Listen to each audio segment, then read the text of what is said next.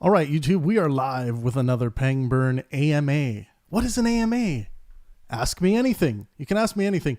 I am going to be adding topics to these AMAs in case someone wants a topic to kind of guide them to a question.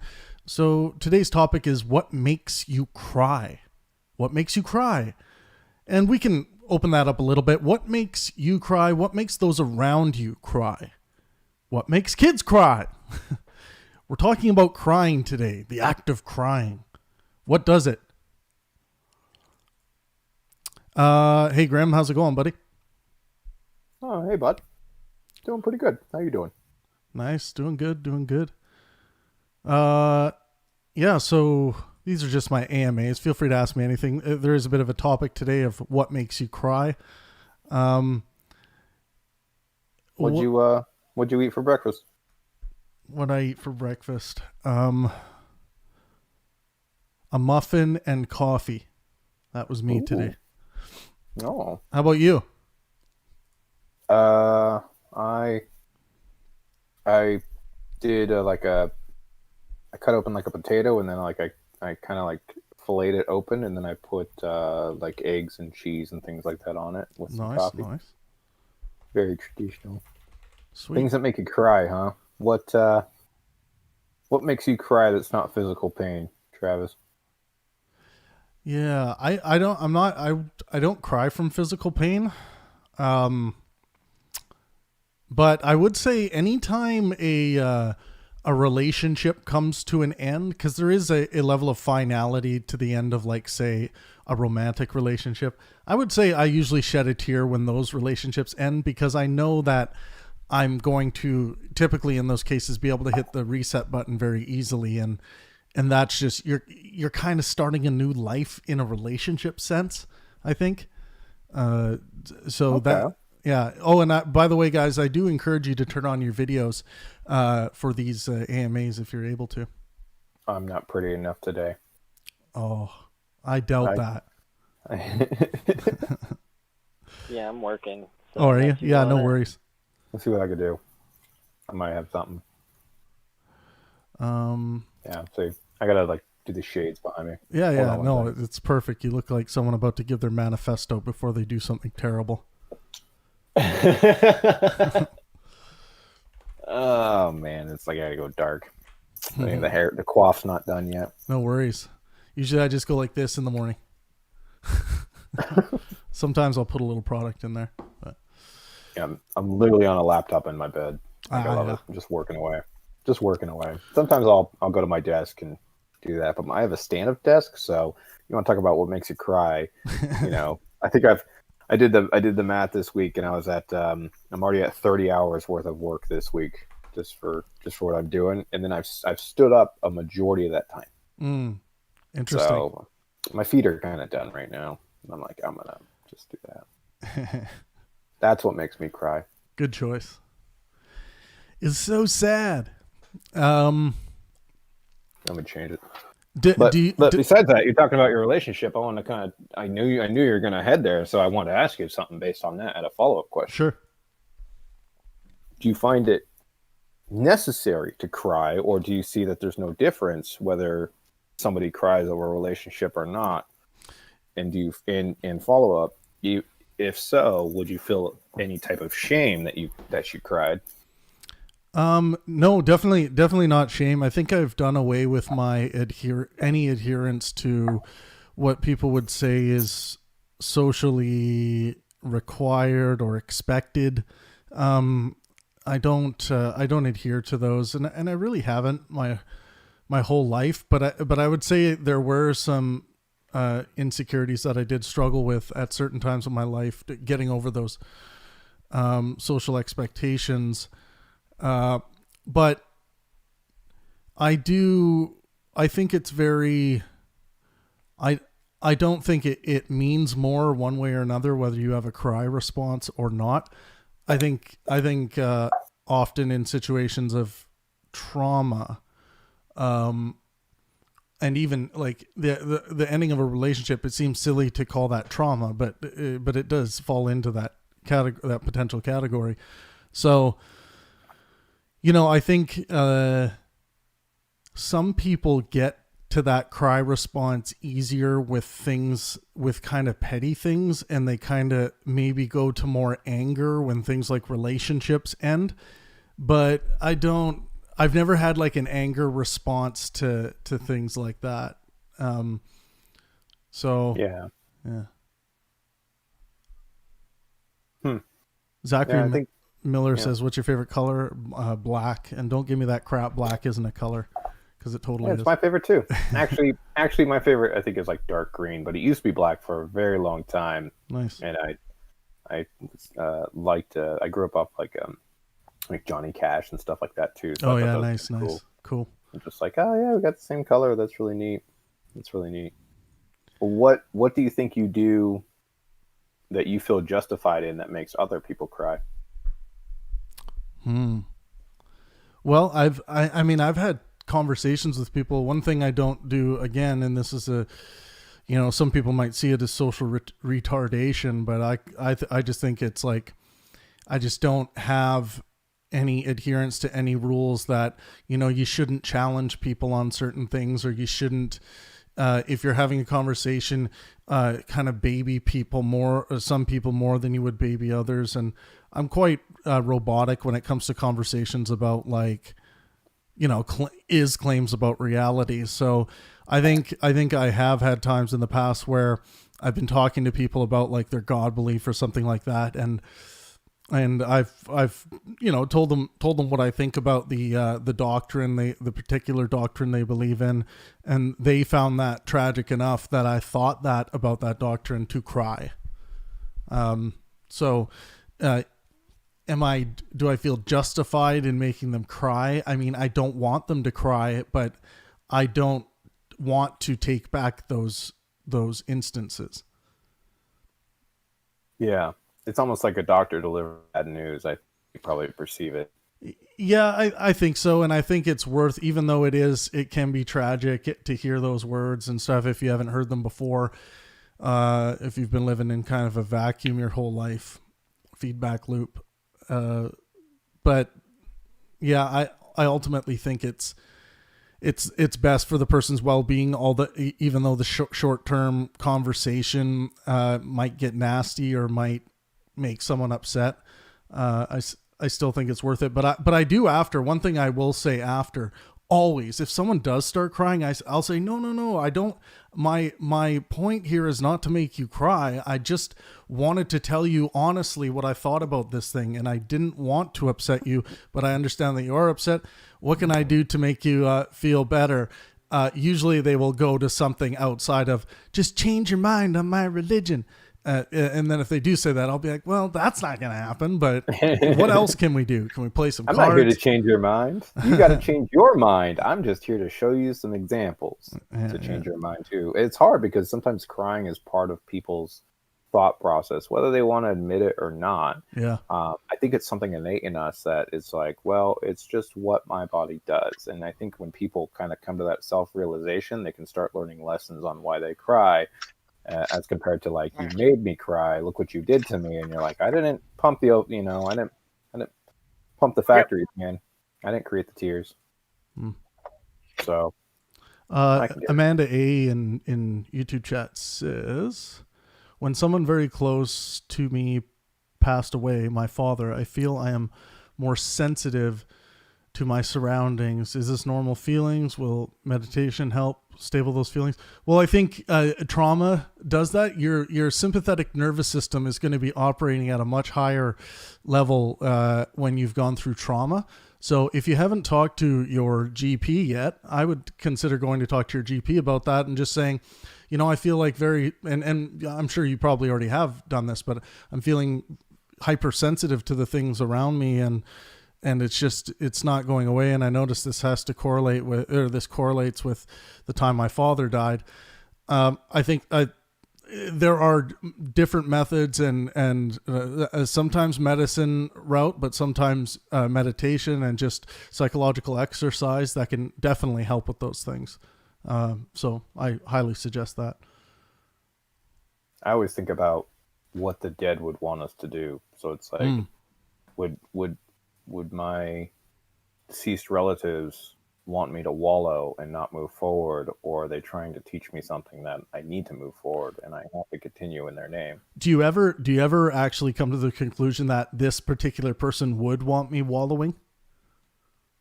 Yeah, but you would have to know the person. So if you have a dead relative that you don't really know, then I think the thought process is moot. But if you Right. know the person and they're just a dick and they want you to be like, yeah, you better, wallow after I'm dead, then I think maybe I'd do the opposite just in spite.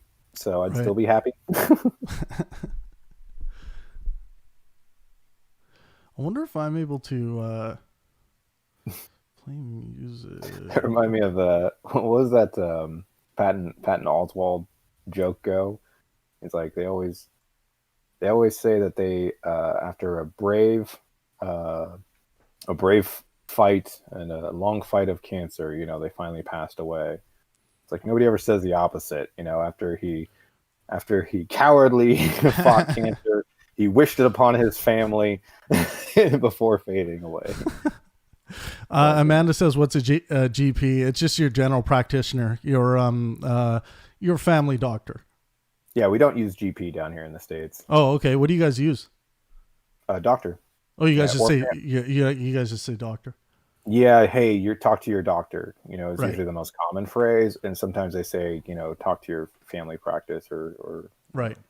personal doctor and things like that, because we have both systems here. So you can Right, not right. know who you're seeing in the ER, or you can always have the same doctor every time. And for those of you who are just joining us, this is an AMA, general AMA. I am going to start picking a topic for these. And today I picked what makes you cry. How about you, Desired? What makes you cry? Current life circumstances, Yeah. to be honest. Yeah. Current life is shedding a tear right now. No, I'm going through a separation at the moment, so that's pretty much it. Yeah. But I also have something that I think is a little bit extra, causing more than just that. So there's a lot that makes me cry. I really don't not cry. Why is it not mutual? What do you mean? I mean, it's making you cry. Is it not mutual? No, it's absolutely mutual. I suggested she download Tinder and start dating other people, but it doesn't take the pain away. Yeah. She needs to find herself, and if that means without me, then okay. I guess the hard bit for me is that you would find happiness by setting something free. So I do, but that doesn't mean that the moments aren't going to be gone of me holding her hand or squeezing her tighter or all those things. I can mourn the loss of that. I'm losing the number one identity I have, and that's how. Staying friends? Yeah, we're friends, but that doesn't mean I'm her husband. Right. You still hold her hand? I mean, maybe I'm involved. Even if everything else is awesome, the fact that, just the fact that you're not going to be married anymore, I mean, that's a loss. Yeah, Desired. That's what I'm saying. Yeah, Desired. That's what I was talking about early on. Like when I outlined the one thing that does make me cry, it really is that it's in particular losing my partner and having to hit the reset button and start over, because I know I've been through enough of these situations that oh yeah, Real Thing says make a clean break. Yeah, I think people do make a mistake at staying involved in these situations and emotionally involved and trying to stay friends. I actually think staying friends and being a part of people's life still, I understand that when kids are involved, it's damn near impossible to escape that. But I do encourage people to hit the reset button and birth themselves into a new stream of relationship potential, ones that could achieve greater modes of pleasure for you than your previous relationship. Yeah, that's the goal. Yeah. But I get it. Overcome the social anxiety. Yeah, I hear you. That's why I'm on Discord and not in bars. Yeah. Less pheromones to deal with and understand. Less confusing. All I have is just ideas and just voices. So Travis, it's a little bit easier. Maybe I'm naive in this. I mean, I've been married for quite some time, but I've gone through some relationships. To me, you know, as you kind of navigate all these things and you navigate about separation, outside of death, when you have two people that agree to separate, for me, if there's a true friendship, I've never seen the sadness. Like, I felt it, like, don't get me wrong, and it's just sad that things happen, but sometimes for me, the only realization I ever came after it was it's for the best, and I can automatically assume that now, and if it's mutual, you can still be friends, know that you're not meant to do those things, and therefore it's joyous. So you know what it is, just momentary sadness, maybe. You bring up a really good point when it comes to friendship. I'm not sure I've actually ever been a friend with a woman. Oh. And I think there's something I'm writing about in my book, and this is outside of like work friends, colleagues, which I think everyone has a lot of. But I've never been at the point in my life where I would want to go and hang out with a girl as a friend. And I've known, I don't understand that either. And I've known that concept doesn't make sense. Right. So see, that's all I know is just friends. Right. And then I don't know. I don't know the opposite. This is so interesting. Right. So I am not convinced. So I think we should break males into alpha and beta male categories. There is potentially a middle ground there, but because we all are, apes, we do have these traits that separate us into different categories as males. And the interesting thing about humanity, the human ape, is that we now survive in these social groups where we have alphas hanging out in the room together and getting along with one another. But something I am not sure of, and something I want to discover more, is whether an alpha male can be a genuine friend with a woman. I'm not sure it's possible. Well, I would say that for me, for my marriage to work and for love to exist, I have to continuously believe that person has my back 100%, and the only person that has my back 100% is my best friend. So like I have family members that I can consider my best friend. I have a best friend who is male, but when it comes to the one person I'm going to spend the rest of my life with, and if I had a choice but to be with one person, it would be my wife. And so therefore, in definition, she kind of already is my best friend. And so friendship to me is how you kind of start that process of a meaningful, true, hard relationship that has a foundation on it, that even when you can't consider the romantic side anymore, you can still leave that love of friendship and still be happy. Yeah, look, what you outline is a very common approach to relationship, but I think it is like you even finished off by mentioning, that there is some happiness left after the romantic, which I think you're alluding to a lot, to intimacy and sex, when that is no longer a thing. But I don't think people should be in spousal relationships, confusing that with friendship. Because the difference between friendship and being in a relationship or having a significant other really is the sexual, intimate aspect, right? Hey, Wise, we're just getting some feedback from you there, brother. Could you have a dad? Could you have a husband and wife where they're incapable of having sex? Well, here's the thing. I think you're going to be able to find exceptions to these general rules of the Stephen Hawking rule. Yeah, of course. Stephen Hawking can artificially inseminate a woman, and perhaps in that relationship there is a different way of them engaging in sex that I can't imagine or think of off the top of my head, but I'm sure, or want to imagine or think of. Well, I mean, out of pure interest. Somebody that can't move. I mean, Right. if there's somebody that can't move, would you still call that a marriage? And because there's Well, no intimacy I whatsoever. think, but you can have only intimacy of the mind, right? So I'm, Yeah, you got me I agree there. with that. You guys, when you got say it. intimacy, there's so much more to intimacy than just sex.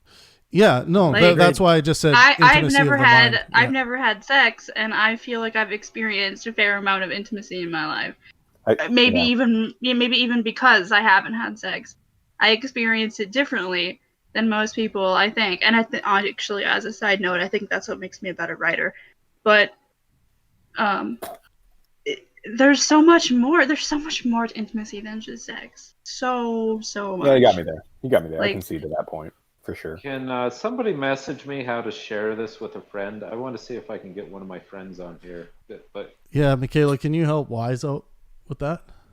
Yeah. Awesome. thanks. Hey, asking Dal, for a friend. how's it going?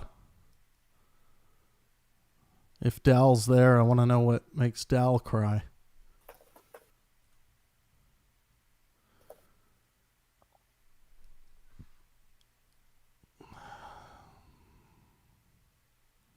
That was probably. Yeah, no worries. I'm just clicking away. Wise Ape, I'm gonna send you a link. Share this link with your friend. And So- then So, Travis, do you think that friendship is needed for a meaningful relationship? No, not at all. And it's actually that's where I think the myth part works in here. I think it was an idea. You know, it's conceptually an idea that you could be best friends with your partner. But the thing is that I think friendship and relationship are these very different categories, where I think in a strong relationship you might find some friendship qualities that fit in there. But I think people make the mistake of saying, okay, let's see what the balance of friendship versus intimacy or friendship versus romanticism is in the relationship. And I'm like, oh my God, there should be no option of simply just having a lot of friendship and hardly any romanticism. I think people should be, that should be a given. And this is why I promote starting from sexual compatibility when it comes to finding partners.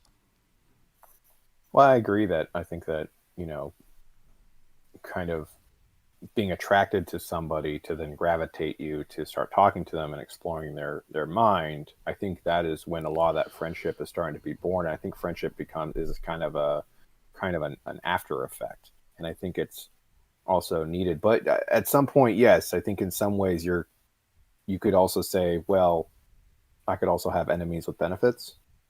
I think it's more primal. Yeah, totally. I think it's more primal for me, like the relationship versus the friendship. The friendship is pretty happy-go-lucky, they're my friend and I'll see them once in a while and that's that. But there's this investment of your precious time and serious emotional effort in this other person that I think it's much more it's a stronger, more primal, more epic thing going on, and I don't think that's what friendship is. Liz Smile says, you know what makes me cry? My life. Oh, Liz, join us. Join us in the Discord. I feel that on a spiritual level. Do you ever just self-pity, come join hate us. yourself so much just for no reason? Like just this ceaseless river of self-hate that you can't build a dam in front of no matter how hard you try? No, I can't relate with that one bit. What is that? Yes. I don't know. It's a good question, but I cannot relate with that impulse one bit. I don't think I've hated myself once in my life. Yeah. I completely understand. What's it like to be 100%. perfect? Well, it's not that I think it's- I'm perfect. I just have not. I just have not hated. I just don't have place for hate in my life, and I think it includes for myself. I think I don't really experience hate towards anyone except for myself. And Darth Dawkins. I mean- or Batman. I stand Batman at this point. we're cool. No, like, we're but homies. I do think people need to eradicate hate from their life, and obviously it's easier said than done in some situations. Trav, I've never hated myself, but everyone should eradicate hate from their life. Pangburn. Well, no, I'm just saying I don't think hate is helpful in any way. Some people may say for some athletes they might perform better on hate, but I think it probably does more harm to their craft than it does good. Hey, there's Wise Ape, and I think that when you hate yourself or you're in a position where you cry about your life, I find that kind of a symbolic gesture towards the fact that you're just a flower in the rain and you haven't quite bloomed yet. So the more water, the merrier. And if you can survive through that, then you'll be a stronger person in the end. And that's a very kind story. Yeah. For me, it's not even like because of my life. It's just all pent up. Like, where did this come from? Mm-hmm. Why is it? It's always like people are like, "Wow, you go from 1 to 100 so fast." I'm like, I idle at 75. Okay. Right. Yeah. It's like it takes like that much for me to just be like crying uncontrollably, and I'm like, why is this happening? Yeah. Well, it's happening because there's this lack of ocean of shit inside. It's like it's just from years of being told that like you're the worst, you make shitty choices, you're gonna fuck up your life. Why are you like this? How can you be so smart but so stupid? I'm so disappointed in you. Yep. And then like the constant like just the Travis. constant yelling and other people fighting and trying to help and trying to fix it, but then always being shit on because you're in the middle because you're trying to help. Right. All you're trying to do is point out that's what something that might make things easier. That's it. You gotta be louder, Travis.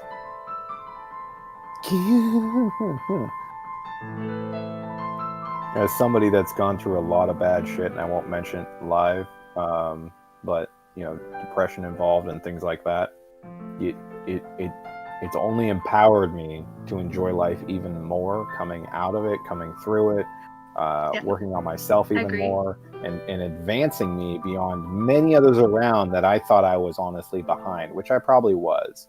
And it is only because of the pressures that I put on myself in those ways, which I can probably assume that you're doing that to yourself as well. It is one of those things where, and even if they are outside pressures, it's energy and it's gunpowder and it's fuel source for you to be a better person. The more the merrier. Keep on bringing it in. I will use that gunpowder. Yeah, and I definitely, it's the song "Throne" by Breaking Benjamin. Every word will shape me, every scar will build my own. You can throw me to the wolves, tomorrow I'll come back, the leader of the whole pack. Like, it's like that. Yeah. And at the same time, it's like I've been out of that environment like for a while, but growing up with it, it's like it's repeated traumas over and over and over and over again. And that's why CPTSD is so hard to treat, because it's not like a couple traumatic events. It's like a lifetime of repeated trauma and abuse and constant fear. Like, and it changes who you are. It does. So, can I say something? Hi. Hi, what's up? So, I would suggest if you have a trauma or something that you have to give it a meaning to that trauma, a meaning to that struggle, and I heard that what's your name?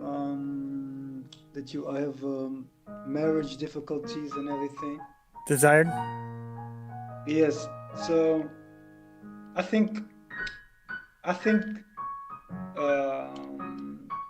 you, how can I say this? Not to be coming, not to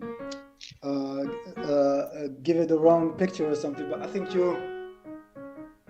you put something, how can I say that? You put all your hopes and trust in something that is that is dependent and weak like you, if you do that, if you put all your trust and hopes into something and energy and sacrifice and time to something that is dependent and weak, like you, for example, your spouse, it's also a dependent thing. I think end of the day it will disappoint you. End of the day, that's not the thing that really gives you the satisfaction and that really navigates you through the difficulties. That's my. Quit relying on other people. Find my own way. One thing yeah, I mean, and there is this principle of internal versus external locus of control, which is something that a therapist like fucking drilled into me in college, because like you can't have an external locus of control. Like the thing that decides your mental state, the thing that determines your happiness, has to be within you. Because if you relegate it to some third party, they're always going to fuck you up. Wise Ape, what makes you cry, brother? A lot of stuff, actually. I was crying a little earlier today. I didn't have anything to say. I was telling my one friend that I feel like talking, and a lot of that has to do with peer pressure right now, what I'm going through. If they really knew what I wanted to say, they'd judge me a little bit on religious issues. So I really struggle with thinking about religious issues, and some of the conclusions I've come to have ostracized me from my family and my peers. Agreed. I just don't believe anymore. I don't believe in Jesus as a real entity, and so I'm just left with a lot of sorrow. I would say that you should research Dan Barker with Freedom from Religion Foundation, and he's probably got some really good ideas on how to kind of fill that gap, because there's people that are still preaching today, and their church is their life, and they don't believe in Christ, and they're scared to even go that direction, but they know that it's eating themselves alive.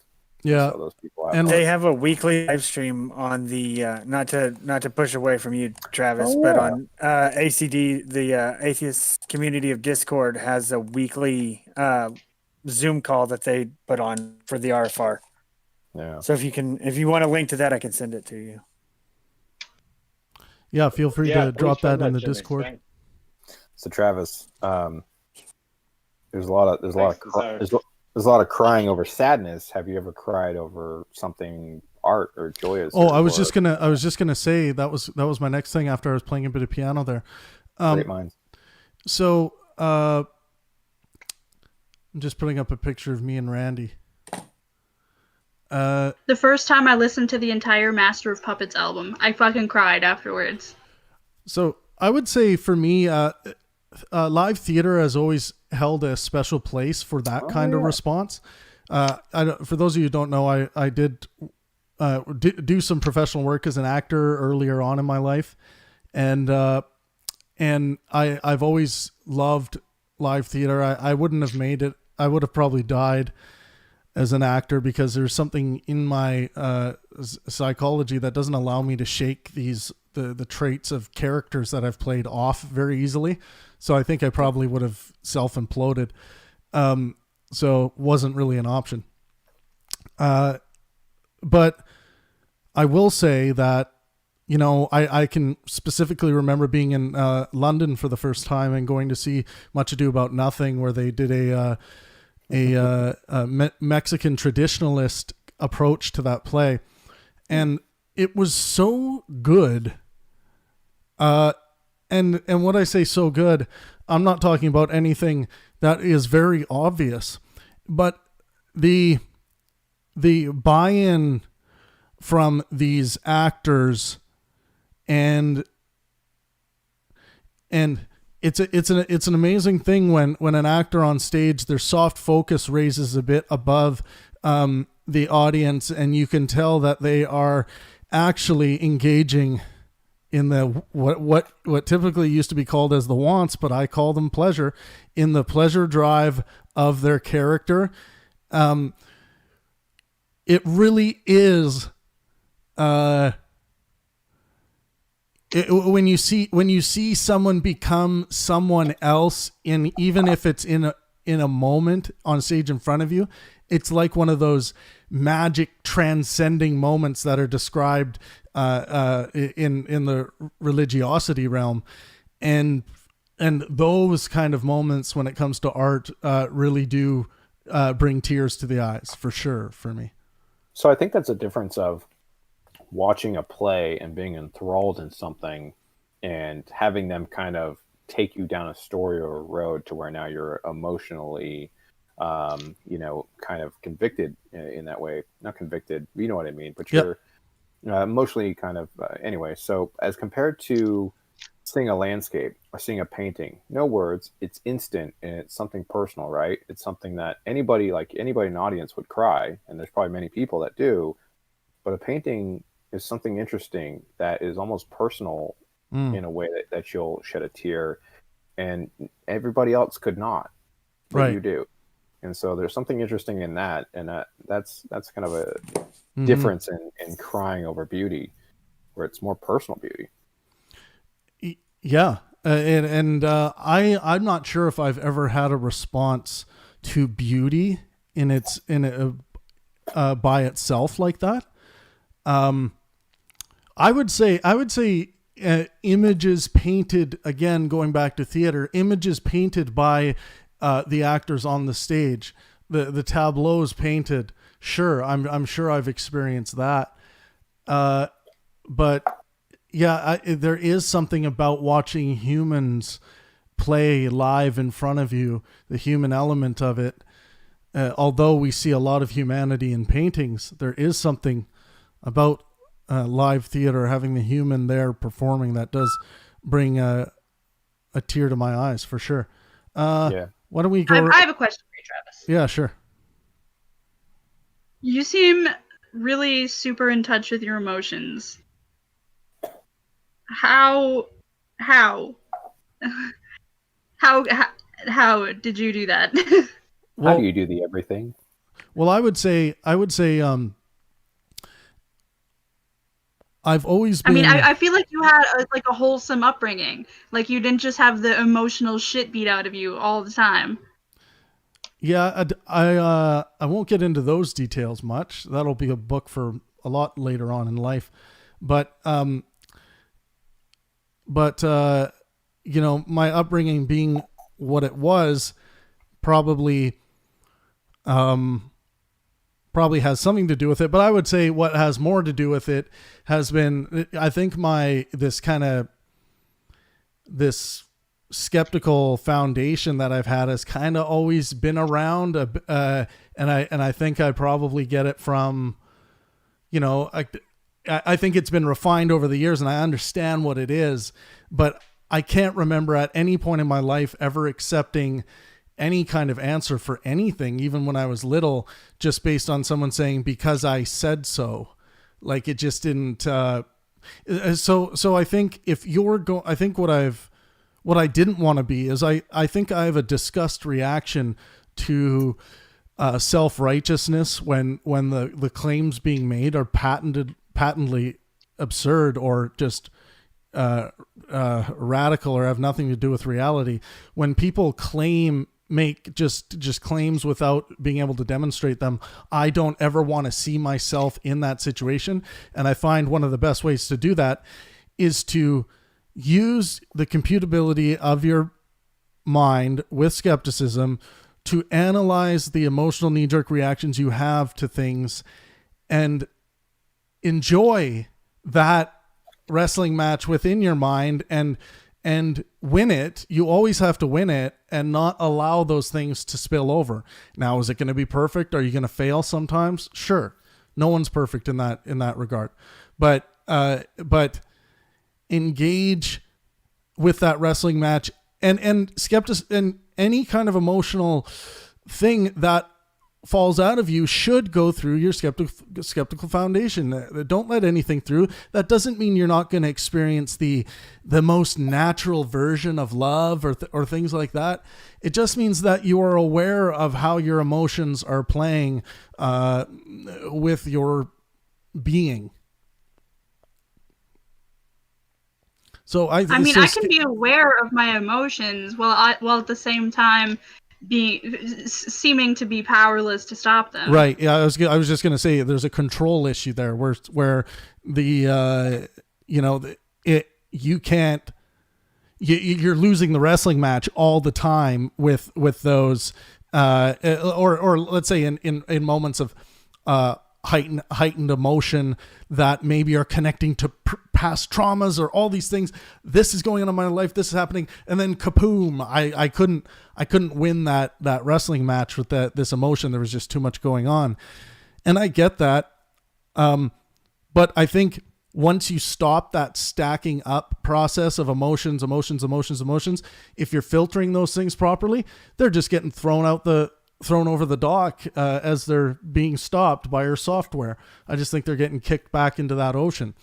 So yeah, like that's all fine and good, being like learning to sort of recognize the emotion that you're feeling and deal with it in real time. Like that's a skill that I've been learning over time. I'm obviously not great at it still, you know that. And at the same time, there's still like, it's all still there from like the past. It hasn't gone anywhere. Where, like, what do I do? Where it's like, it's just there. It's like sitting next to me. I'll like, oh, well, hello, fucked up me. How are you? Like, yeah.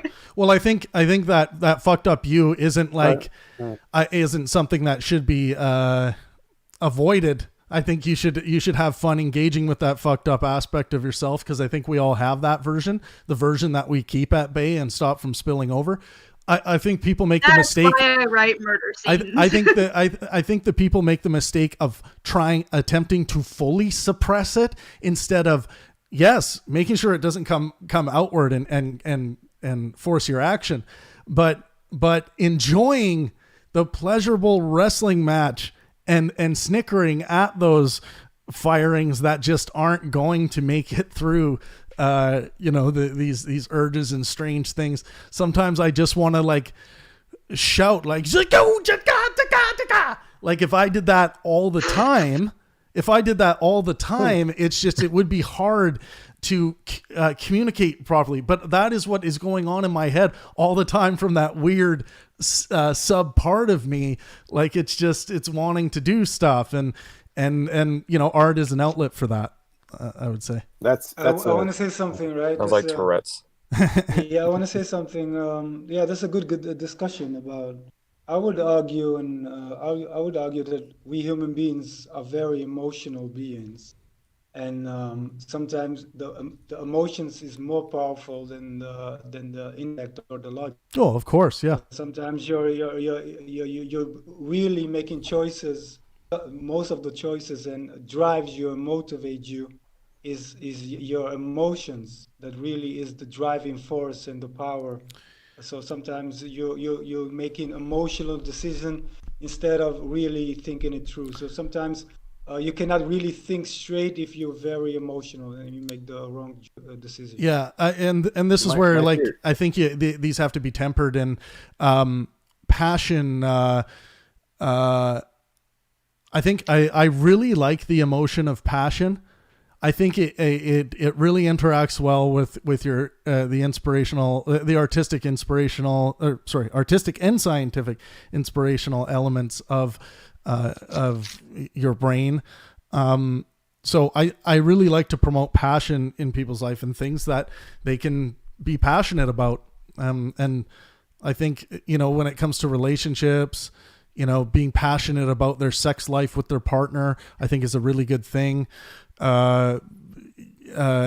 Being passionate about, each bite of food you're having. I think maybe of the much cameras is on, then you have a low connection and bandwidth. No, it was actually just my my internet just tapped out for a second there, but it's back. I don't know. Oh, I was going to finish your thought, but go ahead. I can't. Where did I end for you guys? I want to know how Wise Ape would finish Trav's thought. Yes. I was just joking. I'd leave it to the expert. You can get me hyped for some hilarious nonsense and then not deliver. It's not nonsense. I gotta keep my mic muted because I got a room full of kids here, but I'm listening. I'm paying attention. Your children? Where did it come from? Well, look, man. Hey. I think it's just pure fight or flight. I think it's honestly pure fight or flight, and good job, Wise Ape.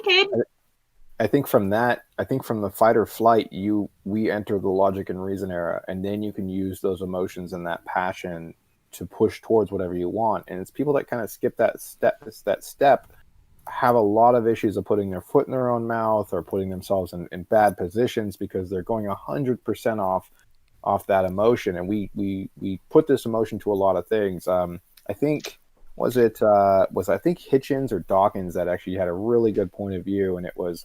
And I said it before, was, two people are on the savannah, we're early hominids, and there's a rustle behind them in the bushes. And is it a lion or is it a mouse? Well, the person who freaked out and ran didn't get eaten that day, just in case it was a lion and they got to procreate. So maybe it's something in us that gives us that fight or flight for survivability. What's interesting now is that when there's a rustle behind you and you're like, is that a lion? I don't know. I'm a smart, capable, thinking human being, and I've got satellites, and I've got drones, and I've got guns, and I don't give a fuck if it's a lion. And that's the conquering. That's the part that you have to conquer over in your head, is that you're not the weak animal on the savannah. You're the lion. You're the apex predator, and who gives a shit what rustles behind you? You know how to think about it, how to deal with it, and know when to run, know when not to run. And give into that caveman-like mentality. Some people don't. Yeah. We're lions, not sheep, baby. Lions, not sheep.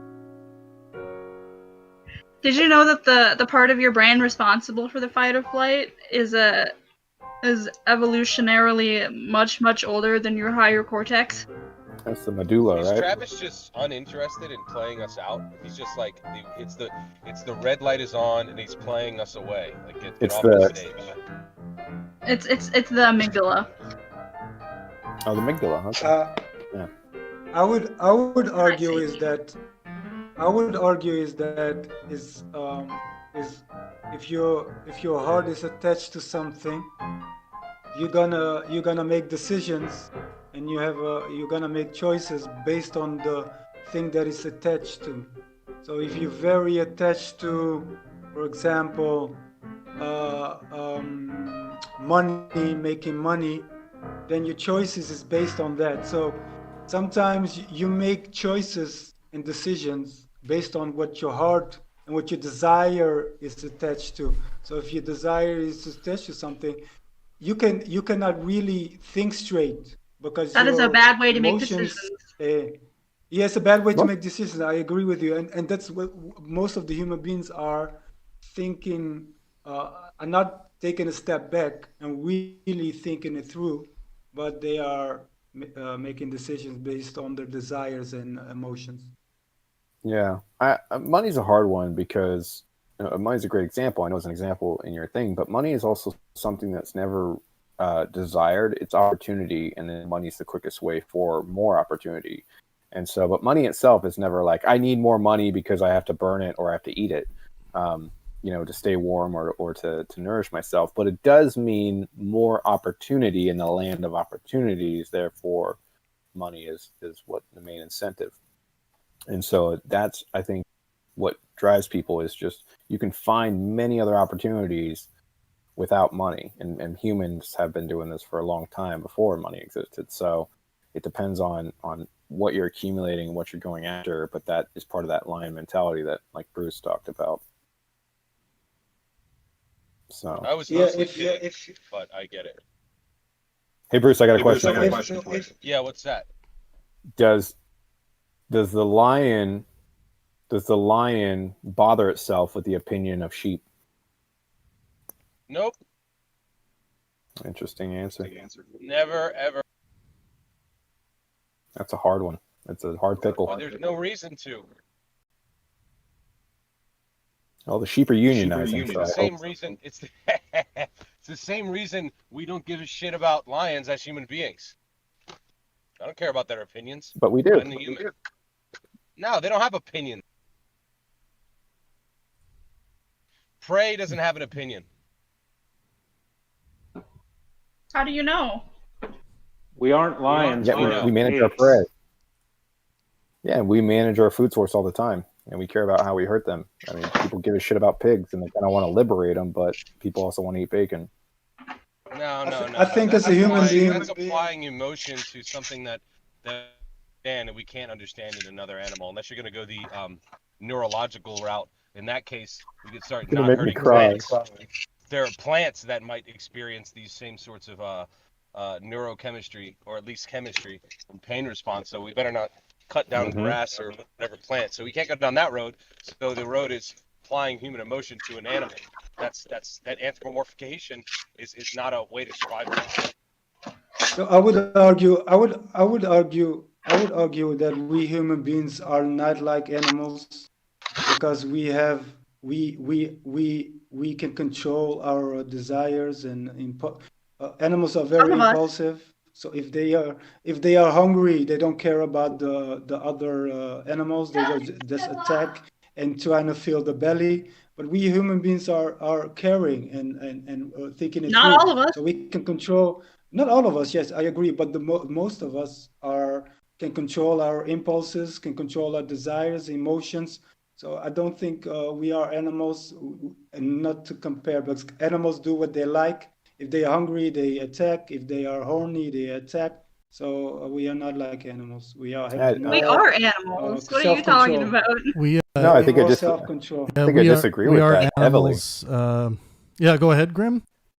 Yeah, I think I disagree with that heavily because the lion could have all the instinct to just kill its male offspring, but instead it has this compassion to let it go and to let it go do its own thing instead of, and maybe if it returns later on, it might kill it. And you might find that despicable, but there is some sort of evolutionary kind of chemistry in that and the biology behind that to understand the survival of the species. We have a very complex system to do that, so therefore we're compassionate because I think we still think that there's something in there to help our species and to help others, and we know that ruining our environment obviously is going to ruin us, so we need to take care of it, things of that nature.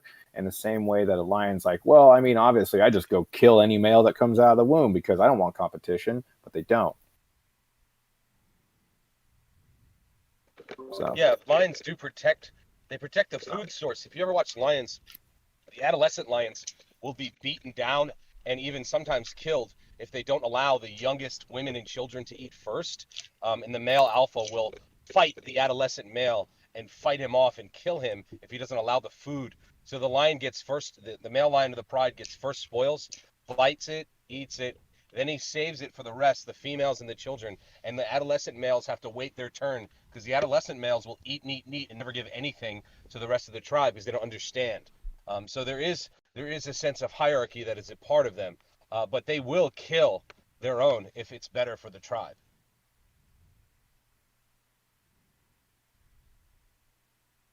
So I think if a lion, and we can see clearly, if a lion is hungry, they don't care about the other animal.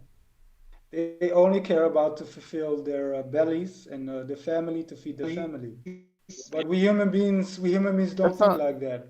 The most of the human beings. There's a famous video that just came out, and it was about a lion and a hyena being friends, and they don't care to attack each other; they just hang out. And you see this in nature. But the reason we think that that's interesting is because it's kind of a glitch, right? No, I think it's what's important to them, and for them they can understand that they need to eat and what they got to do, but to have this draw all these lines around all these animals and what you think they're going to do and what they're not. We're surprised every day that they go outside that box all the time because they're just a less complex version possibly of us.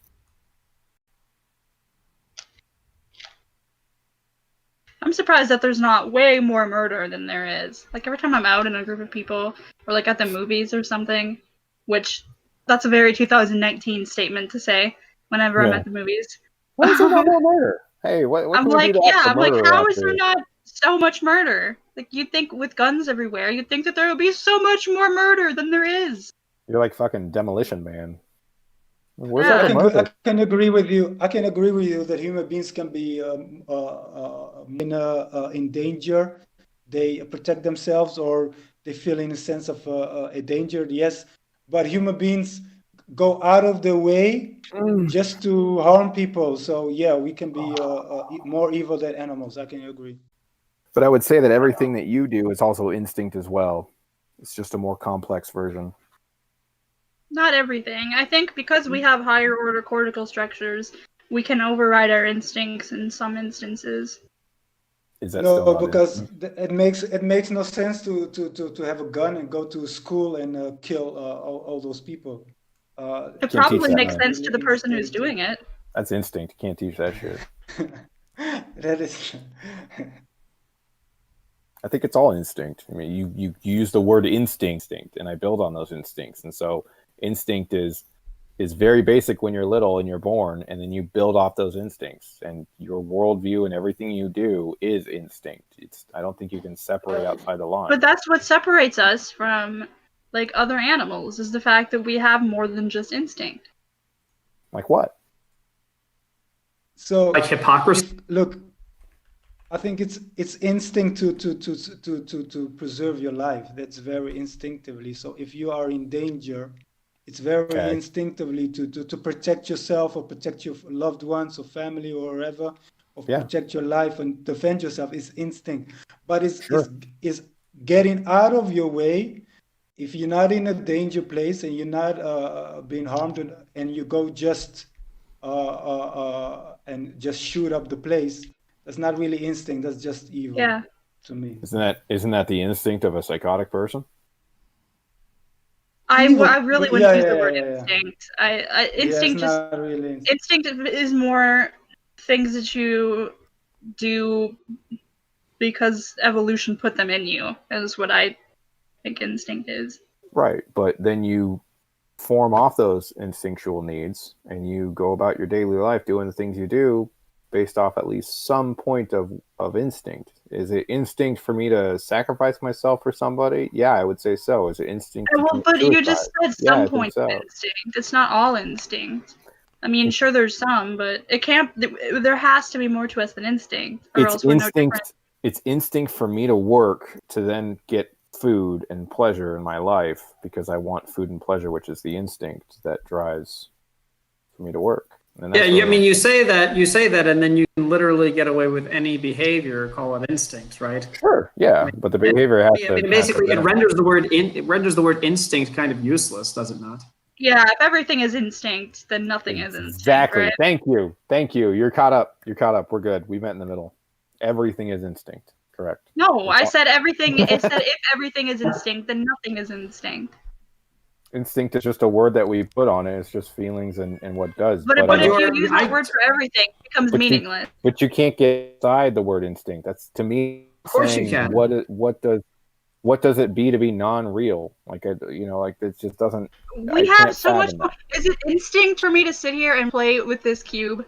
No, yes. This is not. No, this is counter-instinctual because this is objectively a waste of time. No, it's not. That's something your mind has to do idly because that's how you like to work and how you like to process. And I could relate that all the way back to some fucking monkey playing with his dick in the woods.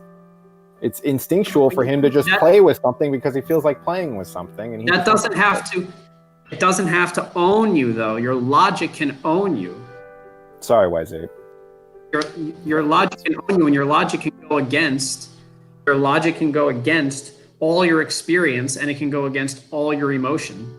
Despite all your experience and emotion saying one thing, your logic can say, no, I need to do the opposite. And I would still call that instinct. I don't want to sacrifice myself for another kid. I feel like having a great day, but then their bus comes down the road and I end up doing it anyway. And it's totally irrational in my brain, but it's instinct, man. Does anybody have any questions for Travis? So I would argue I think a human being has a natural inclination to have mercy, to be kind, to do good, intuition. So you have a natural position to incline to justice, to incline to beauty, to incline to fairness and kindness, and to be kind to your family ones and everything. So it's not really instinct; it's more your natural disposition that you are automatically programmed with. That's my. I mean, now we're just doing semantics. Does anybody else find this distinction I know. I was highly? gonna say that all comes from instinct. I agree that instinct almost always Maybe, takes but I over do in have to say- emergency situations. It doesn't take over all the time when you have time to think about something. Travis, what do you think about this?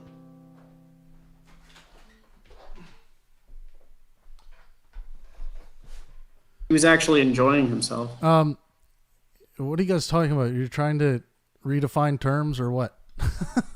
I don't know. I'm playing Ask the question. Let's ask the question this way: is all human behavior instinct, or is there human behavior that can be categorized as outside of instinct?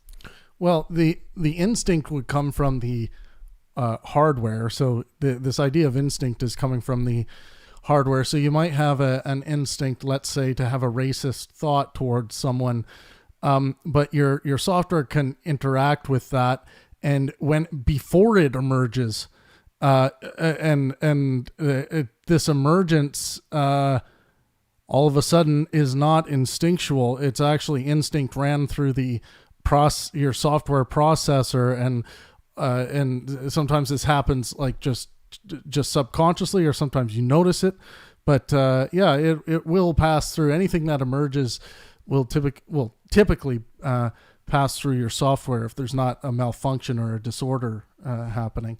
And this is where psychopathy and things that boil over and you start losing control of the things that are driving you, like, like if Ted Bundy is a good example. It's like the guy escapes and he can't help himself but go into the sorority house and kill the girls with a log. So yeah. I mean, trying to measure what is what, it's like, I think to say it's all instinct, you could make the claim that, well, instinctually this emergence or this firing happened in my hardware towards this thing, but somewhere in there we see your morality step in and say stop there or continue on with this caveat, or so I don't really know, like this is all stuff that's kind of already sorted out.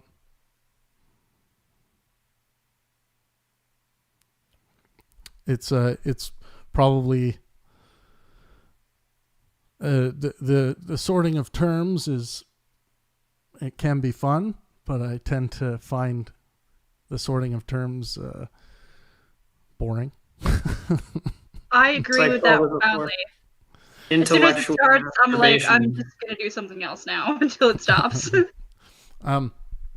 Intellectual masturbation, except I can't get off on it.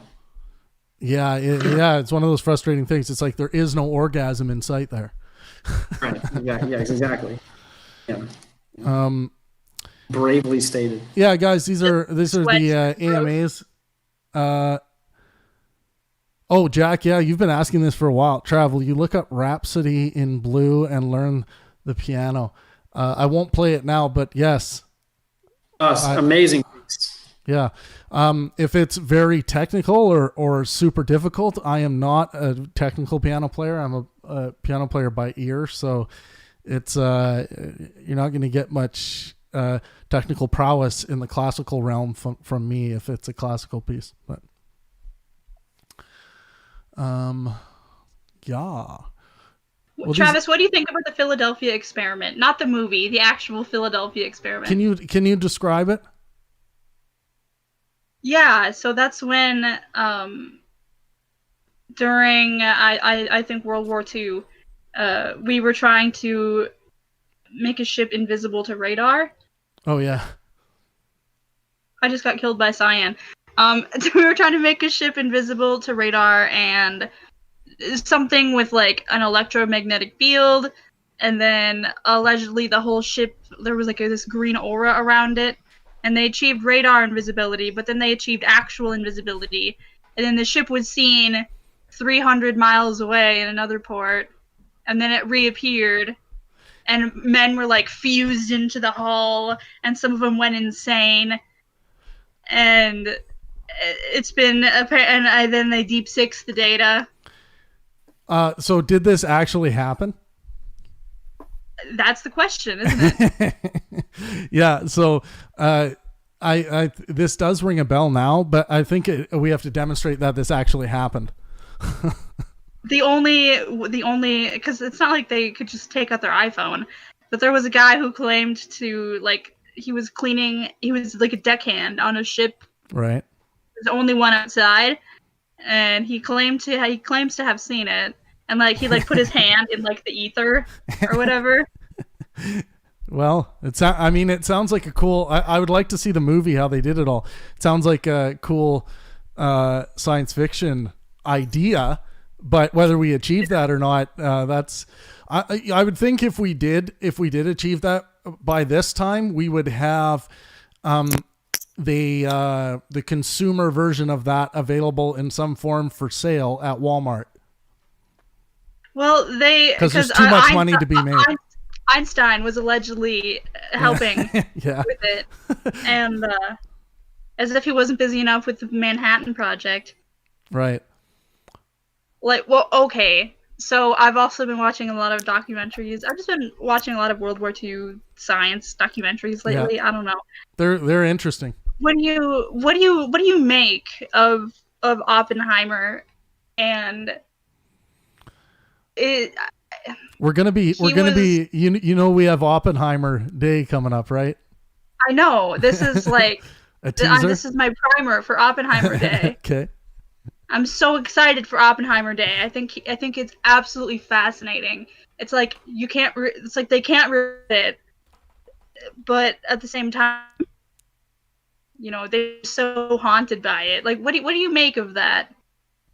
Like, what do you think? Is your question like, kind of like, was Oppenheimer's work good for the world? Is that kind of what you're getting at? No, that's not my question. My question is, I'm interested in knowing what you think about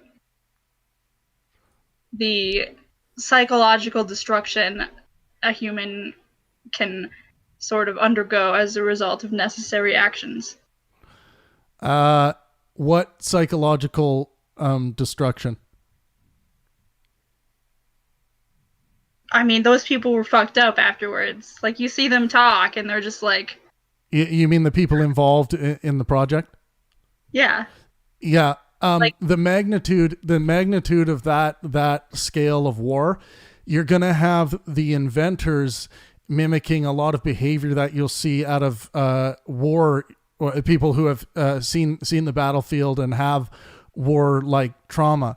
There is a psychological shell shock like thing that can happen when you have inflicted an incredible amount of harm, just a measurable amount of harm, demonstrable amount of harm on so many people on such a mass scale.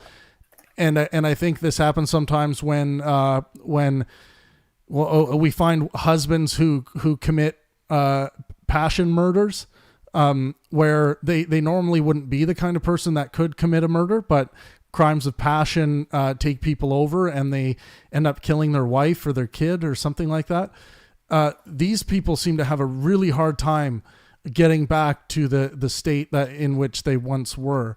It just weighs so heavy on them that it mirrors, like, people see them and like, wow, that guy's really been through something. I wonder what happened to him. Oh, he killed his wife and child. And the person just like they seem to me, when I compare like the trauma of a war veteran to these people who have kind of essentially waged war and committed the worst of atrocities in their own mind on their family, I see a lot of those similar type struggles. So obviously, I don't know. It's a weird thing for me because I I think I'm one of those people that can compartmentalize that. If I was to be in that situation of looking, I would have to agree that this was a necessary move to end the war. And I would probably have questions about, well, couldn't we have made this, was there any way to further warn about the magnitude of this by killing very few people, and like the whole way it all plays out in history? Were there ways around this? These are the kinds of questions that these people are going to fall asleep with and fall asleep to. Did we ask enough questions? Did we make enough demands before we offered our knowledge and our methods to this project?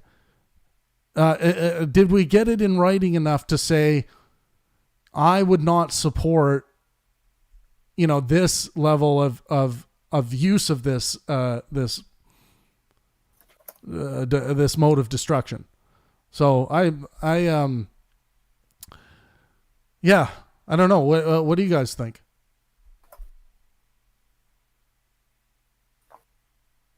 I wasn't listening. I'll be honest. Sorry. Makes Jack cry. Yeah, Jack, what makes you cry? Oh, what? Not being able to access his massive quantity of devil's lettuce. That wouldn't make me cry. I would be bummed. But was it really strangely, it's when I see like people in fiction a lot, like people, like anybody that has like a ridiculous amount of like power.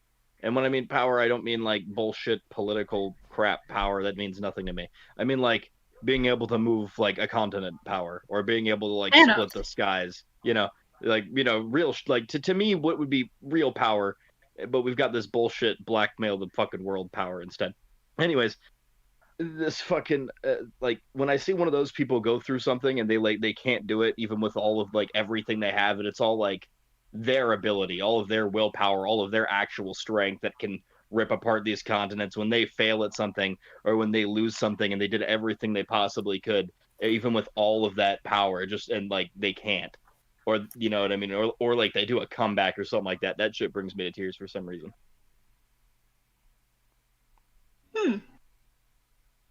Interesting. I want to psychoanalyze it, but I won't. Also basic ass bitch shit like Blue October and like fucking. Oh, here's another one for me. Here's another one for me. Be over there trying to hate me.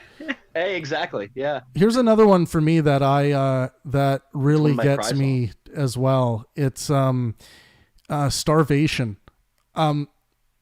When I was young, there were kids that would like I couldn't help but give my lunch away because I just felt sick to my stomach. It made me feel way more sick to my stomach knowing that there was kids I rode the bus with who didn't have food to eat during the day. That reality, man, that one is a really tough one for me. Just thinking of those moments, and I there is a very irrational self-sacrifice I would make to let other people eat. It is a very emotional thing. It's an emotional emergency in me. Something to do with people not having food is just sick to me. It makes me sick. It makes me more sick to think of that than to see a beheading that has taken place on the other side of the world. And that's to show you my level of weight I put on the starvation issue, but also when it hits close to home, when it's people, when you're a kid and you oh my God, you see a kid that they just look so thin, and they're just they look what you might be eating something, and they're looking at you at what you're eating out of the corner of their eye with hunger. Like, oh my God, it like even talking about it right now makes me feel sick and very upset. It's a big one. I mean, I respect that. Like growing up, like when I was living with my mother, like there just straight up wouldn't be food sometimes. Like, like why isn't there food? Like why aren't you buying food? Like that's why I had to move away. It's like I had to leave. This is the first time in my life I ever had friends, and I was willing to stay where I had friends, even though there wasn't always food. But then my dad was like, "You have to come back." And then as soon as when I went back, my dad's like, "Every time I see you, you're fucking eating. You always have food." I'm like, he's like, "Was there not always food?" And I'm like, "No, there wasn't always food." Like I would have to pick. Like, do I want to eat? Do I want to go to bed hungry, or do I want to be able to focus in school tomorrow so I can get good grades? So, like, that's I would go to bed hungry so that I could have like food in the morning and go to school. Like, it was shitty. Now Yeah. I'm gonna cry. Now I'm gonna cry too. Why people stay. I'm just going through the YouTube chat here.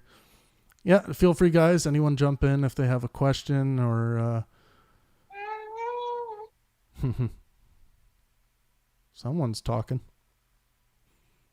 I'm just going to grab my Discord link for you guys on. Did you say that seeing a beheading is less disturbing than watching someone be hungry? Yeah, so I would say that for me, I have a seeing that beheading. I think I think it has something to do with my personal experience.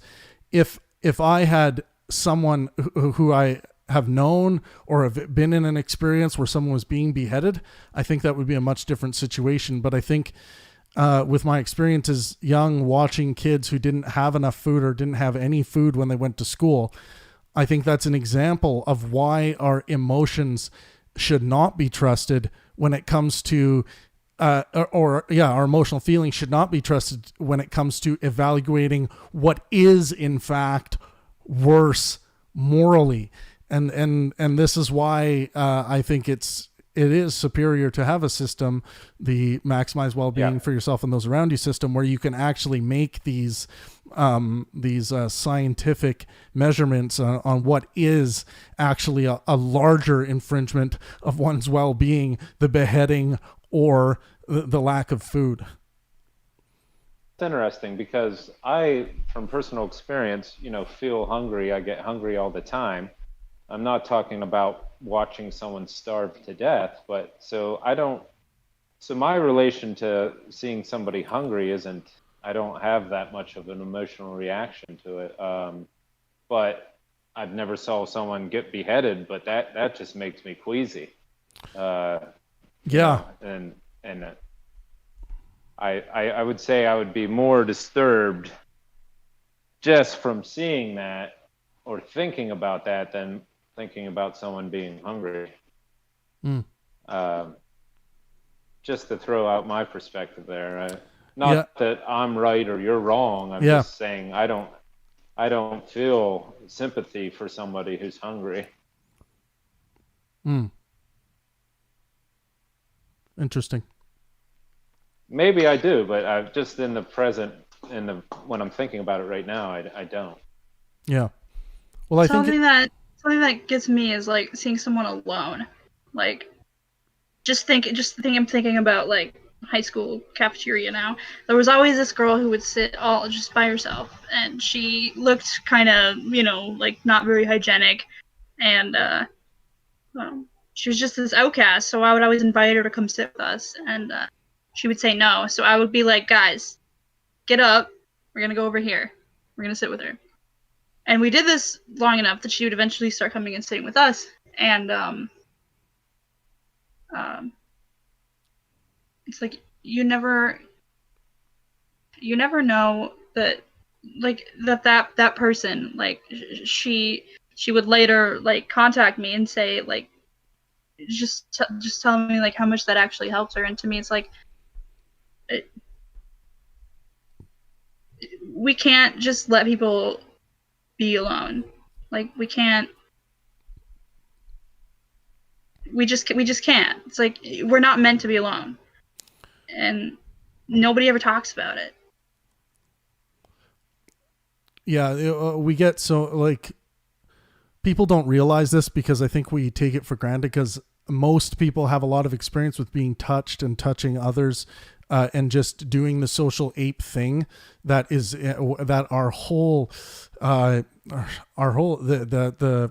chemical benefit system that's set up in our bodies. We get so much psychological benefit from being touched and engaging in what we would consider to be a pleasurable touch.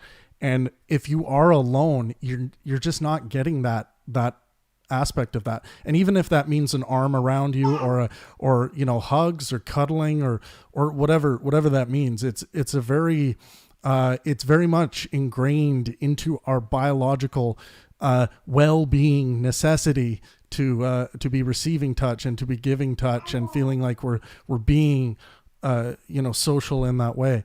Scott, if you're able to unmute, what makes you cry?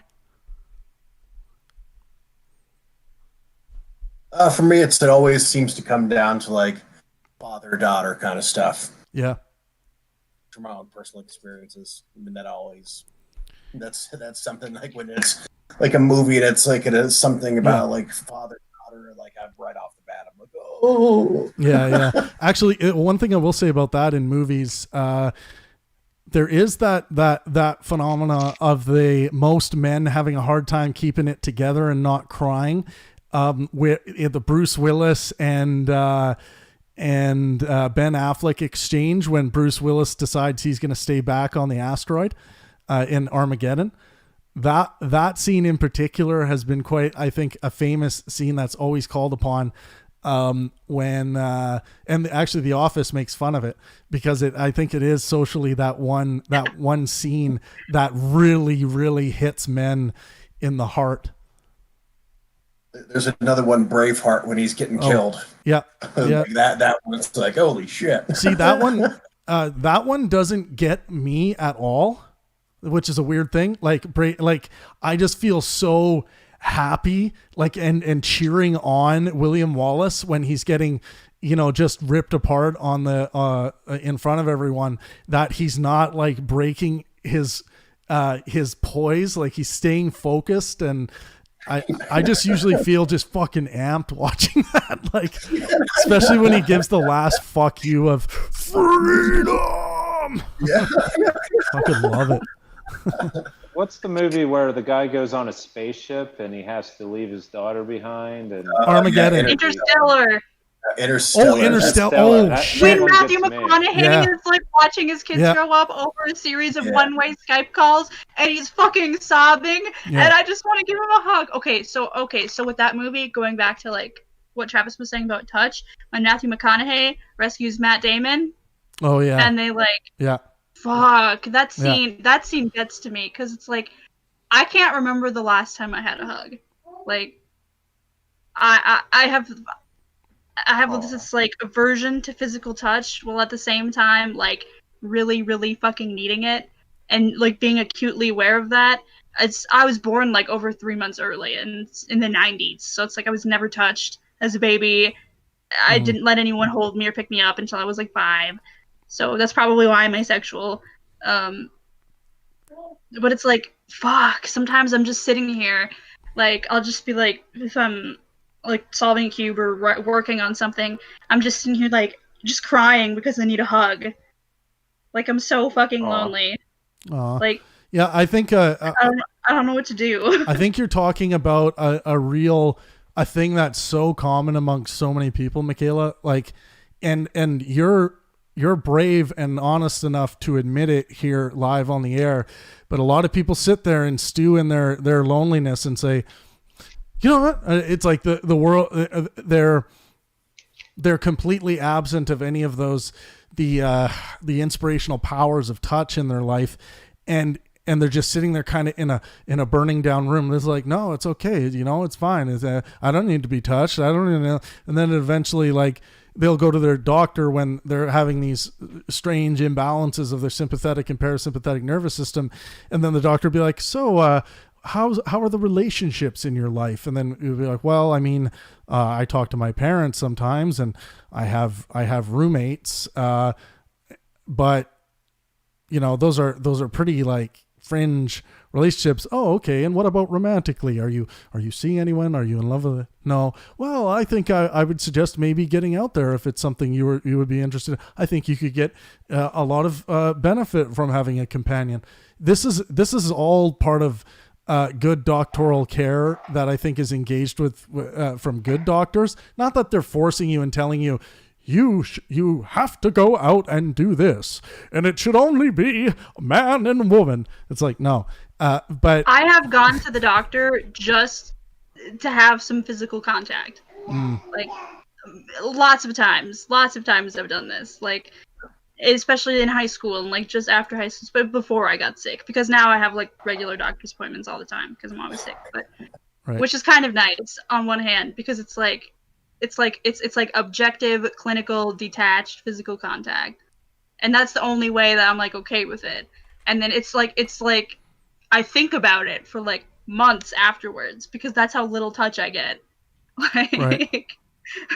It makes me think of those services that they have where you can like hire somebody to come over and spoon you, you know? Yeah, that's not weird to me. Like, some people are like, that's weird. And I'm like, no, I would pay for that. Yeah, no. I'm straight up good. Like, I am straight up not having a good time over here. Yeah. Like, I would pay to be cuddled. So, I'm not even joking. One thing I will admit to, one time, I'm not going to, well, I'll say it was quite early, in my early 20s. Someone did actually offer to pay me to go to their place, and it was a woman I worked with, just to cuddle with her and go to sleep. And it was that's all it was. And yeah, I didn't have her pay for it. Of course, I just said, how about I just come over for a night and see what it's like for you and sleep. And it had to do with she had one relationship. She had finally built up the courage to get into a relationship, and it all came crashing down. But she really, really liked the feeling of just someone being there for them. And just that one night, she reported that was enough for her to feel okay with getting back out there. And this wasn't a person that I would ever be in a relationship with.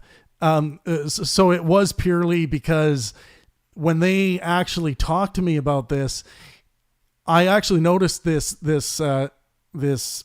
scent of desperation in them, and I decided to do it like just as kind of a good thing to do. I wasn't with anyone at the time. It wasn't breaking any bonds or anything like that I had with anyone else. So, but it was very interesting, and I completely almost forgot about that until this very moment. It just kind of popped into my head.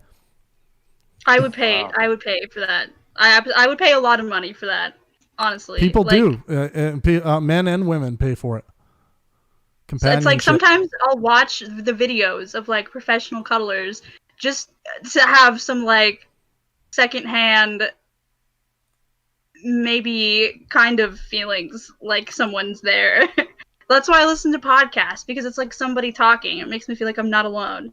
But like, God, how many nights I like lay awake thinking about, I wish somebody was here with me right now. And like I wish someone was holding me. And like, just, Hey, that shouldn't be too hard to, why is that so difficult to see that materialize? Yeah, you might want to start, Michaela, by setting up an online dating profile and stating exactly what you're looking for. What's that? Like, I live with boomers in a basement. It's not like I have my own place. No, I understand that, but some people are actually looking for the same thing. Believe it or not, they really are. Yeah. It could even be like a woman at this point. I don't care. Yeah. Just someone. You can put that in your profile. Just a human. I am making a public challenge to Michaela Miller to set up a Tinder profile and put in your Tinder profile, literally, guys and girls, this is all about cuddling, and lay it out clean. You will find someone, I promise you. Oh Jesus. I want to hear from you guys. Whoever hasn't spoken yet, feel free to go ahead. But I want to know what makes you guys cry. All right, so you asked me this earlier, Travis. I was working, didn't get a chance to respond. There's a specific thing in Snapchat where you can open up the map and you can kind of read other people's Snapchats. And I found that for whatever reason, I can't look at random people's Snapchats from across the world without crying after a few. Interesting. I think something about just feeling that connection with or seeing the perspective of all of those different people, gets. Okay, that's very interesting to me. Would you consider yourself, Dal, to be quite emotionally vulnerable? I don't think anyone I know would describe me that way. No? Yeah, interesting. Wow. But, what was that? Yeah, sorry, did I cut out there? Can you guys hear me? Travis. Did anybody else lose Trav? 2. I did. Can you guys hear me? 1 2 1 2. Yes. Oh, you can hear me. I can hear you, Trav. Your video is still frozen. Oh, the video froze. Oh, interesting. Okay, there, we're back now. Is Dow emotionally vulnerable? That was the question. Yeah, and I heard Dal say people wouldn't probably describe you that way. Yeah, I tend to be I can relate to what Dow is saying. I think I would cry looking at people's Snapchats too. I understand that. Keep it down, guys, or I'm going to have to mute. Hi. Hello. Oh, taken out. Oh, dang. Did someone just get rocked in the background? Yeah, it was him. He got rocked. It hit his phone. Nice. I liked that 2 seconds we got of Trav's alternate camera angle of just the arm and the messy desk. Oh my god, my desk is a complete mess. Oh yeah, it's my other Switch back to that angle. I like it. let's see. What does it look like now? Yeah, you can see all kinds of stuff. Dude, the coffee cups, my god, throw them away. I'm saving them. I'm playing the Monopoly game. What? There's a Monopoly promo thing with these. Oh, it's McDonald's. That's right. Yeah. It gets me up and moving every morning to walk to McDonald's and get my coffee. Is that where you're always walking to when I call you and you're walking? Yes. So, Michaela, I wanted to say, what did she say, Wise? I said, do you have a huge mess off camera? Like coffee cups and stuff? Oh, on my desk, yeah, it's usually pretty messy. I'm the same way. Hey, we haven't heard from Villain yet. Villain, what makes you cry? Before I lose your train of thought, there was something you were going to tell me. Oh yeah. I want to just add to the list of topics. Why do some people hate Walmart?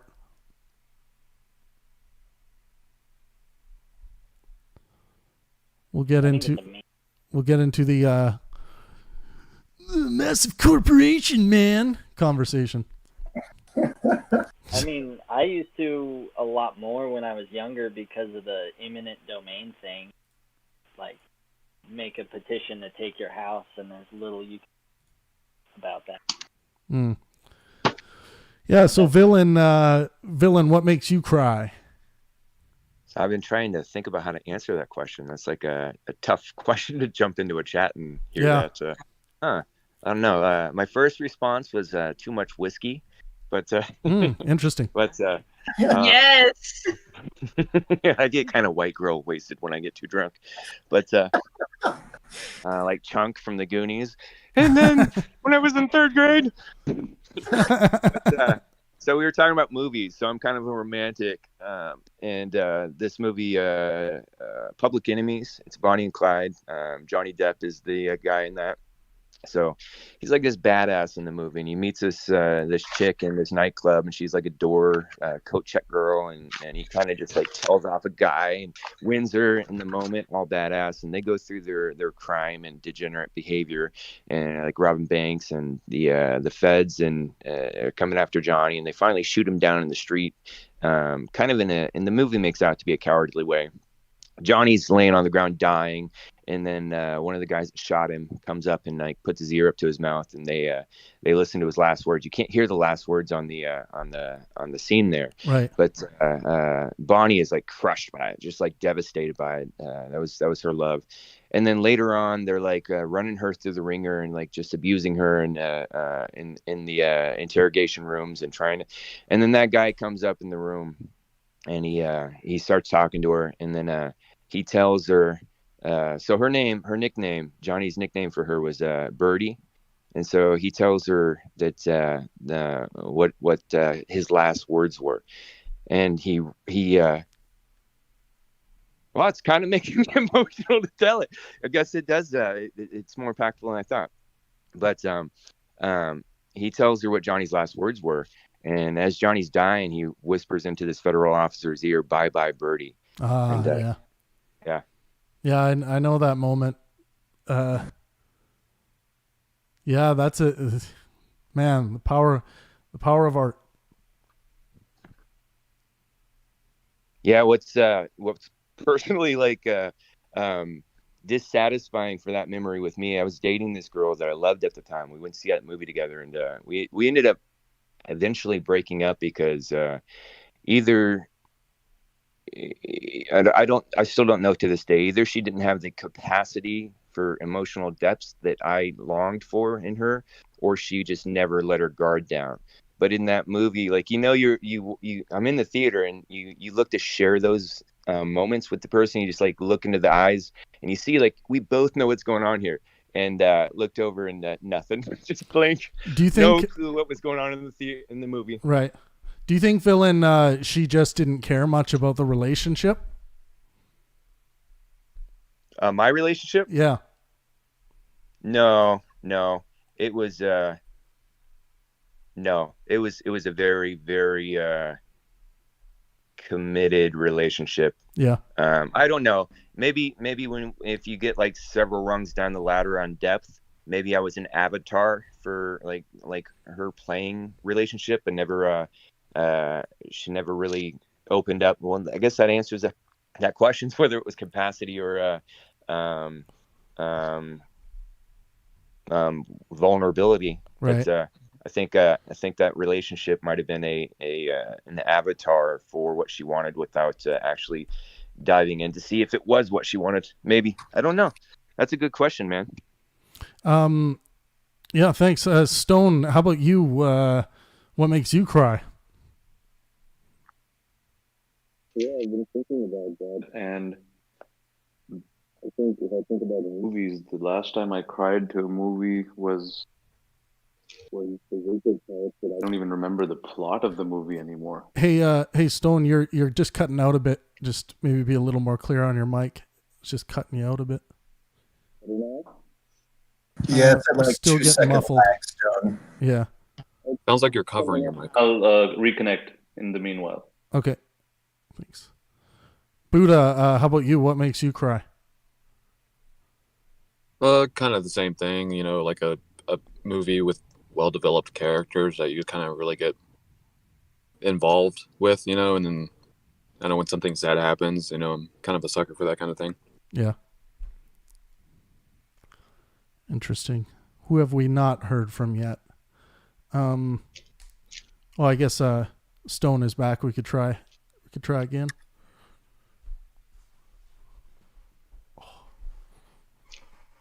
Grabbing it. Oh.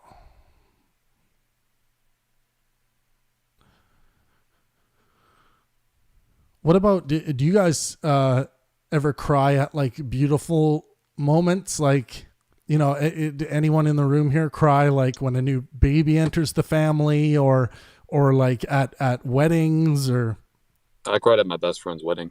Yeah. Yeah. It was the vows. They got to me. Yeah, the vows do that. Are you talking about your best friend's wedding or the rom-com My Best Friend's Wedding? If it's that rom-com, get the fuck out of here, pussy.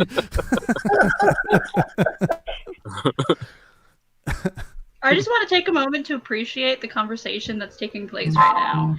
Like, who talks about this stuff? Who straight up gets in a group of guys, because let's be honest, it's mostly guys, and it's like, what makes you cry? And then people are willing to talk about it. That's really special, I think. It's nice. I've got one. So that movie thing was more of just something really impactful, that like a strong emotion I felt. I didn't really cry there. So when I was, I think, 18, funny, the Walmart thing. Let's hear it, Travis. Let's hear it. I've been staring at the piano and waiting for it. I can still hear you. Keep going. So are you gonna like do some like Come to Jesus music in the background while I tell this story? Let's Yes. You just got a soundtrack to your story. So I'm 18. I'm at Walmart and I'm leaving the parking lot, and there's this woman in like a van, and she's got like a 12 or 13-year-old son and like a 9-year-old daughter there, and she's like standing there with the sign asking for money. And I was pretty jaded about giving people money at that time, because I'd seen so many people just use it for alcohol and drugs, and like firsthand, like give somebody money and then see them at the liquor store or on the poker machine like a couple hours later. And so I'm pretty jaded. And so I pull up to her and I was like, hey, how can I help you? And she's like, well, she just points to her sign kind of like frustratedly. She's like, I need money. And then I was like, well, I don't want to just give you money. Can I help you somehow? Do you guys need a place to stay? I've got people that might be able to make that happen. Do you need work? Do you need food? I could get you some groceries. And she kind of just was like, looked at me, and she was, I don't know. I took it in the moment as though that she was being demanding and like choosing for her begging. And I was like, well, you just got to let me know what I can do. And then she told me to fuck off. And I was like, all right. That answered that for me. And then I went home, and I think what I was doing that day, it was like my weekend off, and I was going out and rounding up some comfort, like some junk food and some dinner and some blockbuster movies. And I went home and I flipped on my video that I rented, and I sat down in front on the couch, and I got my food out, and I was all about to have comfort. And then I just looked at myself, and I was just like, what the hell did I just do? Like, I couldn't give that lady a little bit more compassion and time. So, because I was on, granted, I was working like crazy at the time, and I just wanted to get to my weekend and my relaxation, my recovering. And I just started bawling like a baby. I was like, what did I just do? And I went back out to try to find her, and she was already gone. And so I think my own actions are probably what make me cry, just like disgust at my own actions. Damn.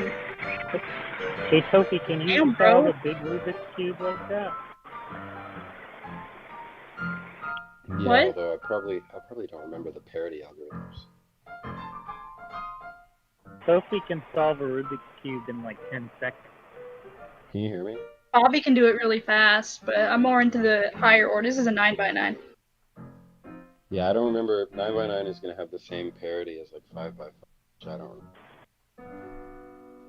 I know 4x4 parity though. I just point out that Travis's music choice was the 100% wrong choice for that story. Yeah, it was good though. It was enjoyable. You could have been the church choir guy that's like making like the cheesy comments the pastor's saying, make everybody like come up and give money at the altar. You know, when I was hearing where your story was going, I was expecting this joke punchline. Just the way you were telling it, it's like building up, and then there's a pause in the music, and then I was like, "Damn!" But I could picture Travis being an Old West saloon pianist, and like whenever like shit goes down, he'll just play some happy music and shit. Play us out. Can we please talk about how emotionally manipulative it is when churches like start to play that, like, the minor chords when, like, a preacher is trying to make a point and they manipulate your emotions into. Fuck, I hate that. God. 100%. When I lost my faith, I tried to go back to church like a handful of times to different churches, and for some reason, I always showed up to a church on their emotional spirit Sunday, where they they turn the lights down real dim and they tell you a sad story, and the guy's doing little chords in the background, like an A minor or something like that, and then it's just like, why the hell every Sunday, every time I go here, and it's super manipulative. Or when the pastor's acting like he's praying to Jesus. Because I don't believe he is, because he's talking to the crowd and telling them things. He's not talking to the God they're saying they're talking to.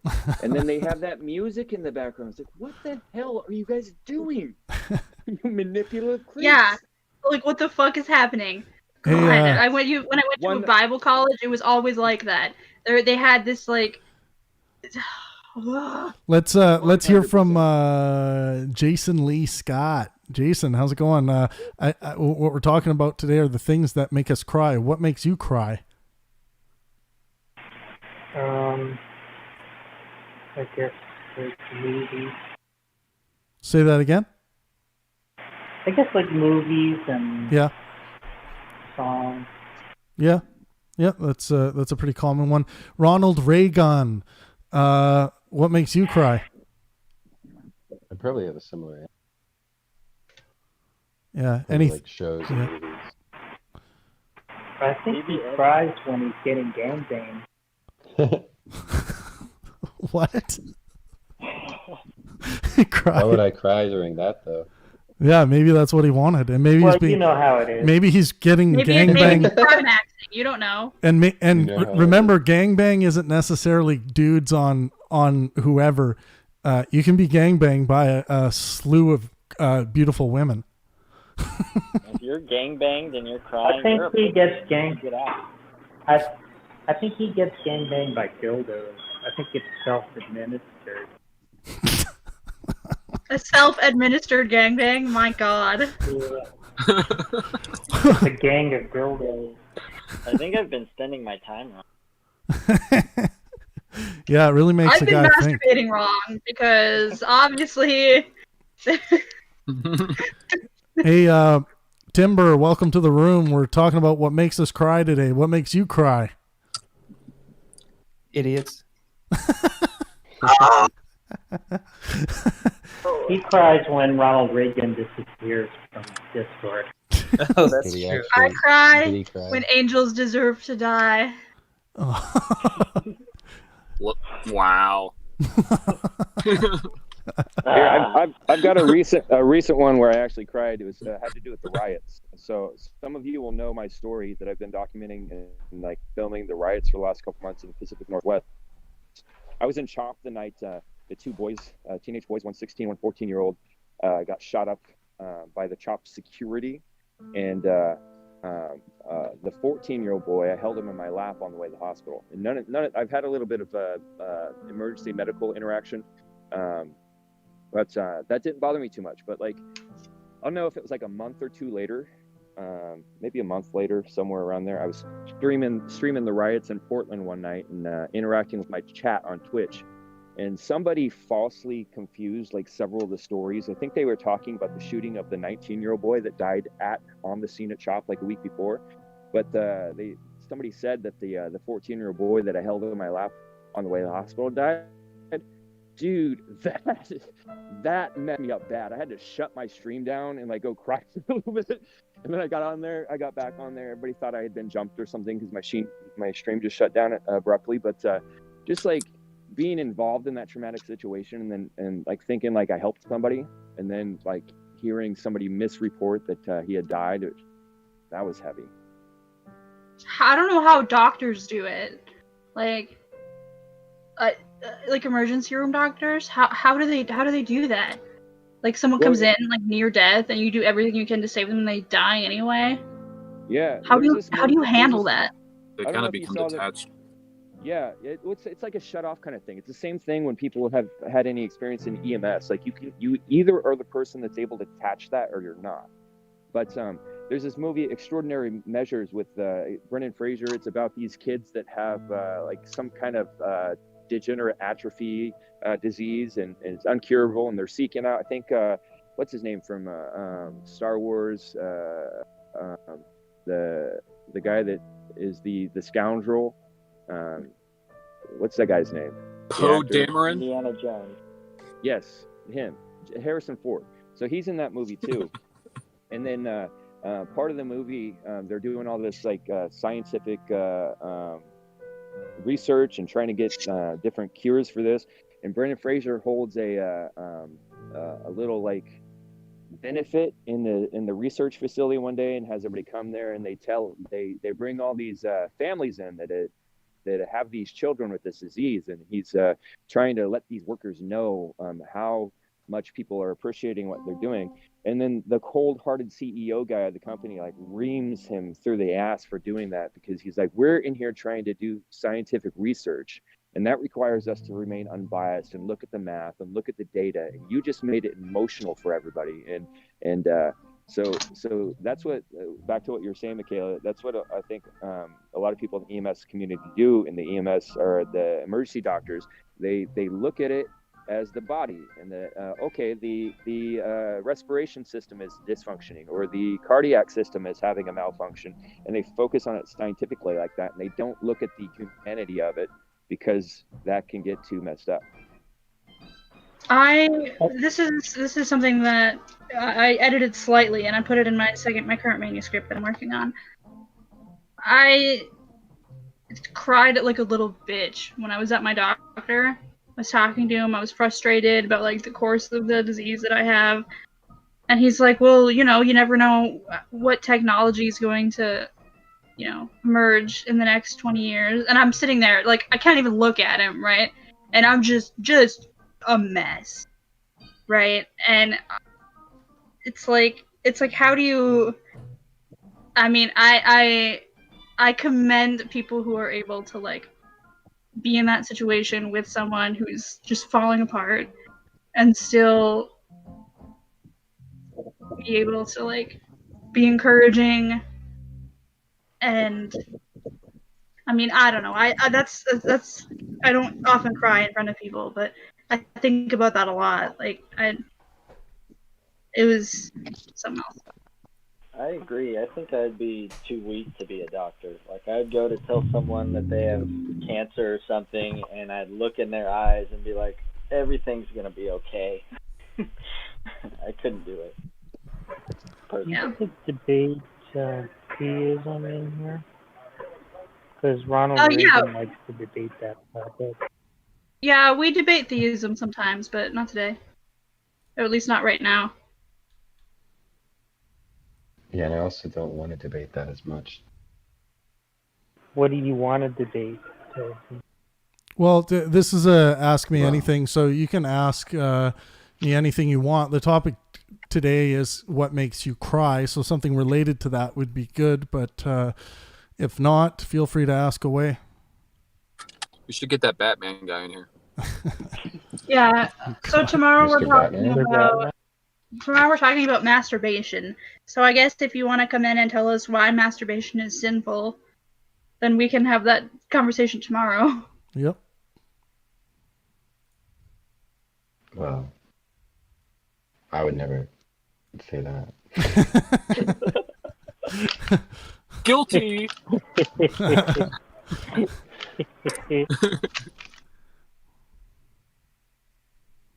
Travis, have you ever cry-maxed? What? The hell is that? What's cry-max? What is cry-max? Yeah. It's when you start sobbing as soon as you come. No, that's not me.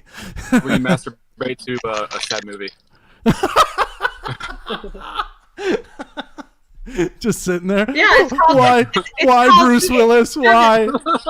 It's called tear jerking. Why, Bruce Willis? Why do you have to stay on the asteroid? It actually is. It's tear jerking. It's a name for it. I didn't come up with it. That can't be where that term comes from, is it? Tear jerking.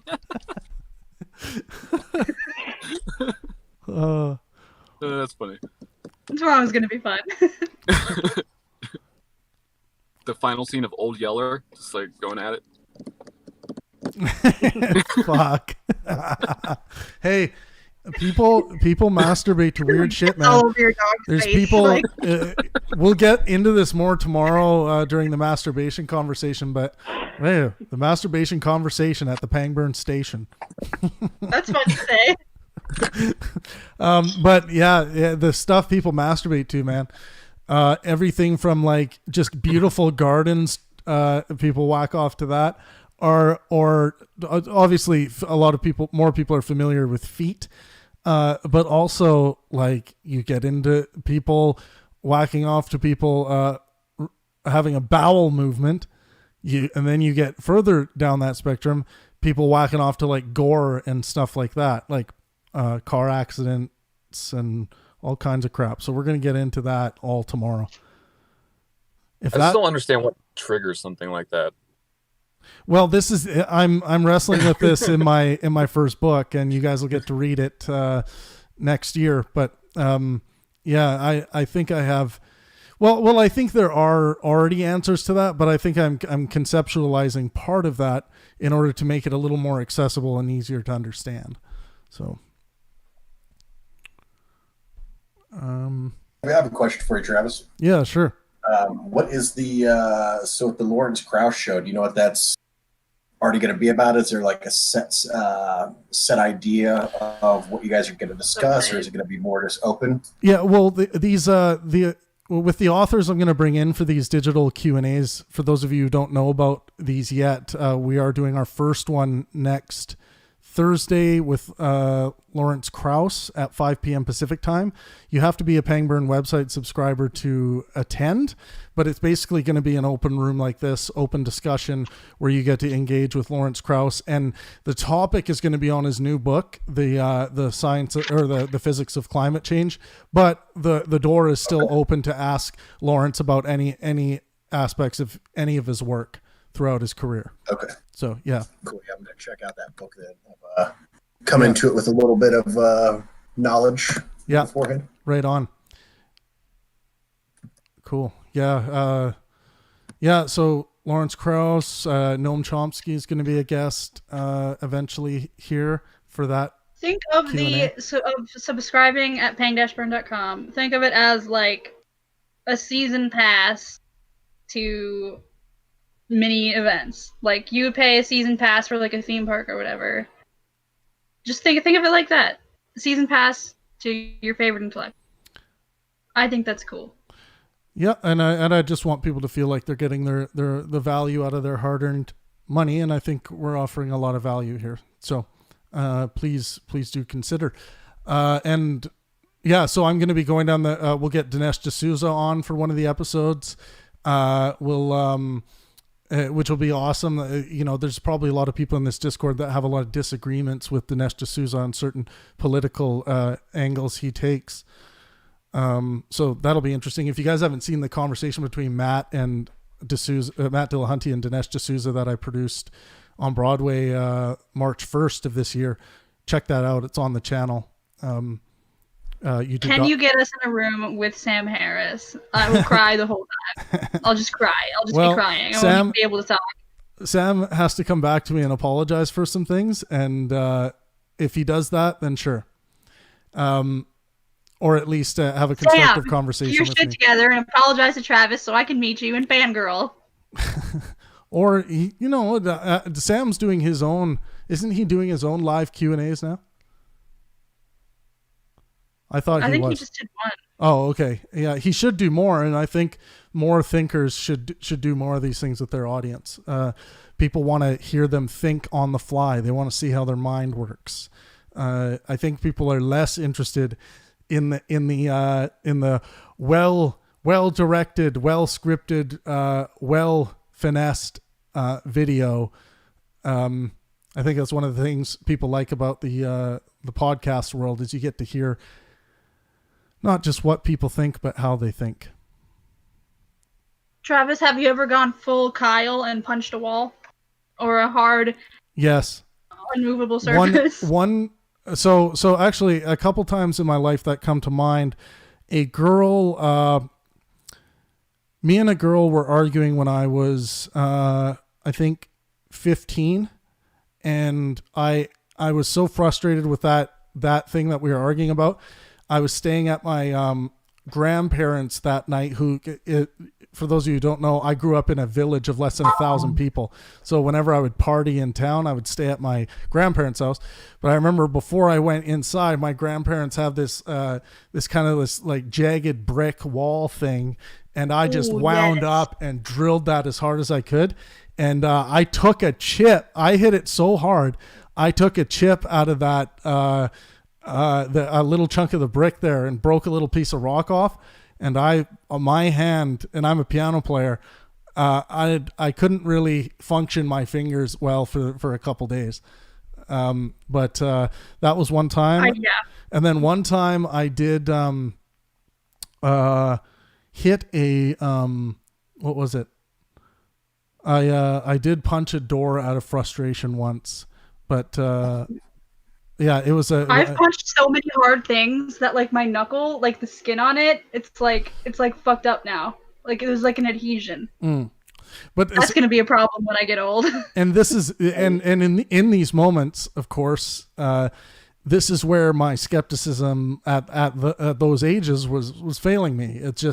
It wasn't kicking in. It wasn't saying this is retarded.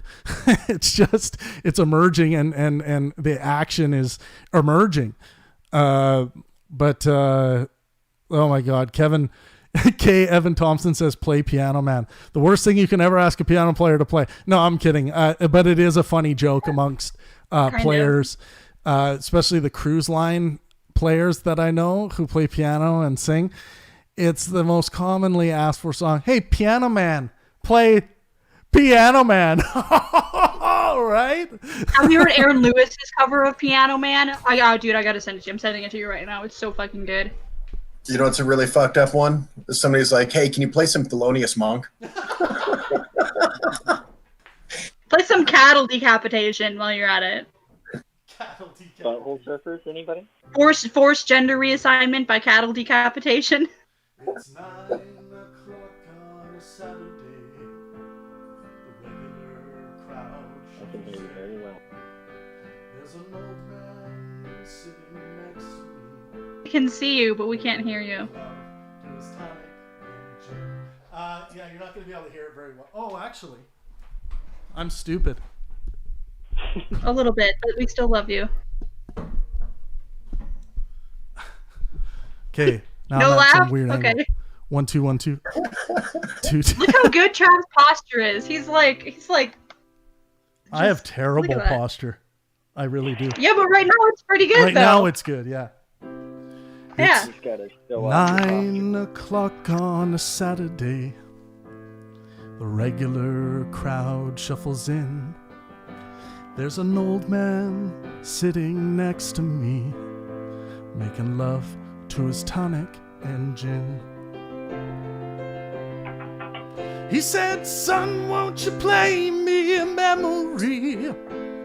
I'm not really sure how it goes, but it's sad and it's sweet, and I knew it complete when I wore a younger man's clothes.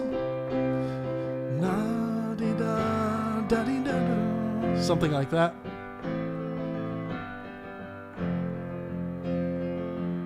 Everybody, sing us a song, you're the piano man. Piano Man. Sing us a song tonight. Yes, we're all in the mood for a melody, and we've got us feeling alright. I had one ear in my headphone for that. But yeah, that's that. Piano Man. Sucker. I couldn't hear most of it. What? I got every other word. Oh, really? You muted because you hated it.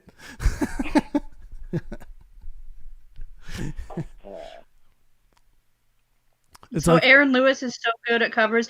Oh, here's the time that I cried. Okay, hang on. Let me just grab this off the wall.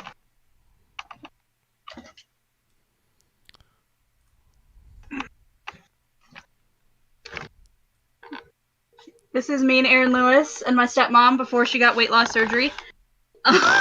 okay. Cool. Look how excited I am there. I was crying. I was literally crying. And I was like, this is the best day of my life. And he was like, come here. And I came back and he gave me a hug. Awesome. That's awesome. I just shared you guys the screen of my just loading up right now. The production software I've used for a very long time for my music, Fruity. And just gonna open up. This is the track I've been kind of teasing out there. Scott, what do you think of the mix? I don't know if you guys can hear it. You should be able to if you're on mute. Do you not get sound out of the screen shares? Oh, I have to click watch stream. Oh, okay.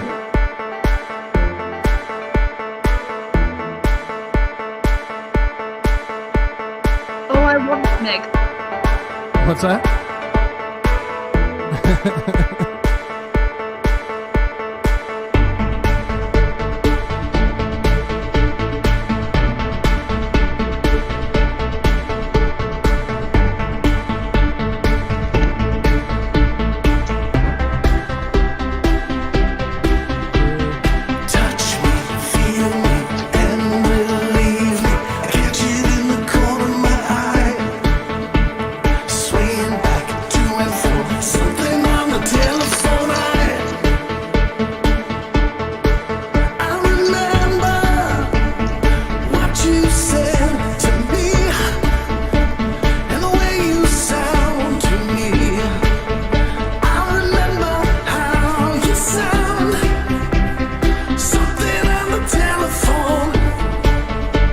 Anyways, that's what I've been tinkering along with.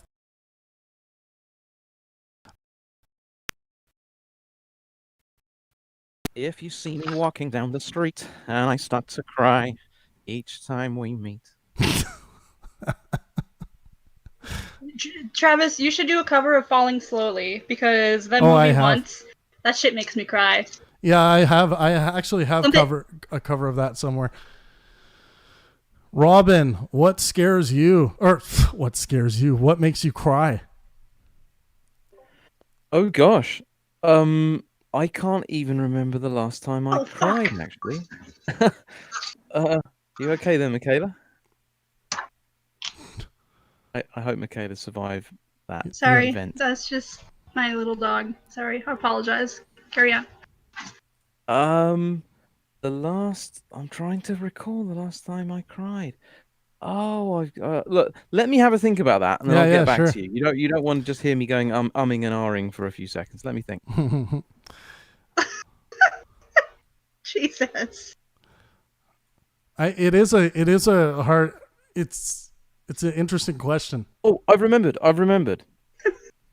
Yeah, It go was it was a clip from Star Trek: The Next Generation where Data finds himself temporarily in charge of the Enterprise, and Worf is promoted from tactical to being Data's number 2.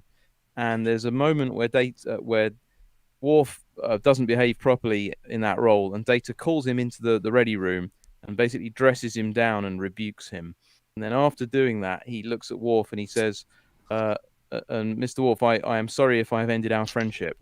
And Worf looks at him and goes, no, sir, it is I who is sorry for blah, blah, blah, blah, blah. And there was this touching moment where you could see that they were still friends. And I actually felt myself tearing up at that. Interesting. So, friendship. Yeah. The empathizing with the heart, the warmth, the heartfelt, friendship, where it's been in jeopardy and then it's been rescued. That seems to be that touched me. Very cool. Did we hear from Stone yet? No, we didn't. No, I don't think so. My internet was being bad. Is it better now? Yeah, it seems better. Okay. So Not that it makes me cry per se, but in the past I've enjoyed feeling distressed or down to a song by Pink Floyd called "Coming Back to Life." Oh, okay. Coming back to life.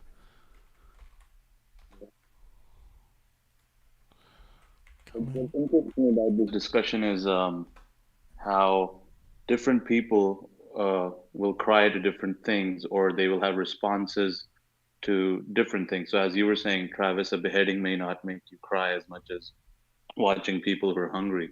Right. It's interesting to note how a human can be desensitized to absolutely anything. It just seems that way. Right. You get exposed to something long enough, you get desensitized to it. And in my times living in war-torn areas, I've noticed that people there tend to deal with death a lot better. Yeah, it's much more regular, right? Yeah. So it's just interesting how there are certain political ideologies that go along the lines of protecting people who have been victims of certain crimes, such as maybe rape, or who have PTSD, and how the ideology is to protect them from those things, and the extreme of that is creating safe spaces and such. Whereas the science would just suggest that completely eliminating any exposure to the real world does not help in the long run. So there's something to be said about these things, about desensitization and how to deal with people who've been through certain trauma. And it's weird for me, like I've been exposed to a lot of like these starvation things. Like it just, like Vancouver has a fair amount of people living on the street on this one strip that I walk down quite frequently. I take strolls down there. I'm going to shoot an episode of walking down there and talking to people, but yeah, you know, it's people in general dealing with starvation and looking upon something you may have, like they might think you have money that they could use to buy some food because they're hungry, or you might have food in your hand that you're eating, and the way that they look at that thing, that they want it, and just the sheer defeated look on their face. There's just that really does it to me, and no amount of exposure to that seems to lighten the load for me emotionally when I see that.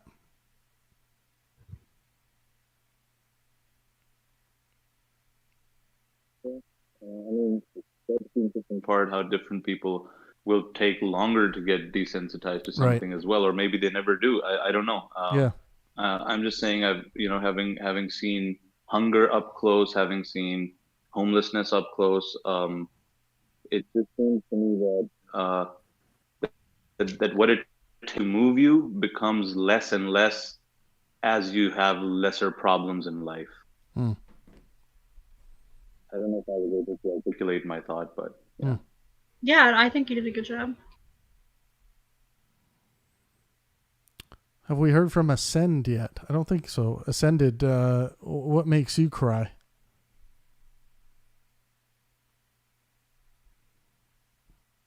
Hey, I don't know. I cry a lot, actually. I mean, not a lot, but at least once a month. To I just feel better after crying, and it's usually I'll do that intentionally to a song that I feel emotionally attached to. I don't know if you guys have heard of Mass Effect, the game, but basically Mass Effect? Yes. Yeah. Have you played it? A little bit, but I think I played it at a buddy's once. Yeah. So basically, there are 3 games, and over the course of those 3 games, you build really tight relationships with those fictional characters, and you can basically pick your romances, your best friends, and yada yada. And later on in the final game, the third game, everything kind of reaches its max and everything comes down. I'm sorry, I'm not native in English, so that's all right. It's hard for me to. Yeah, I'm understanding exactly what you're saying. Yeah, your English is good. Thanks. And yeah, so you're explaining it very well. And funnily enough, you're not the first person I've heard say that about Mass Effect. Someone else has said to me that it actually moved them to tears, that game. Yeah, I've heard that a lot with Majora's Mask. Because the world is ending, and you form relationships with the NPCs, and a lot of us. Majora's Mask. Yeah, for the N64. Because for a lot of us, that was our first game when we actually felt connected with the world. Yeah, I'll check it out.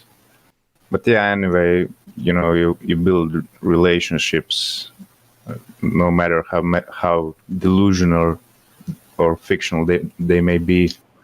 They feel real to you at the time when you're playing the video game. The video game becomes, at least for me, it became kind of my life, because it was summer and I basically didn't have anything better to do.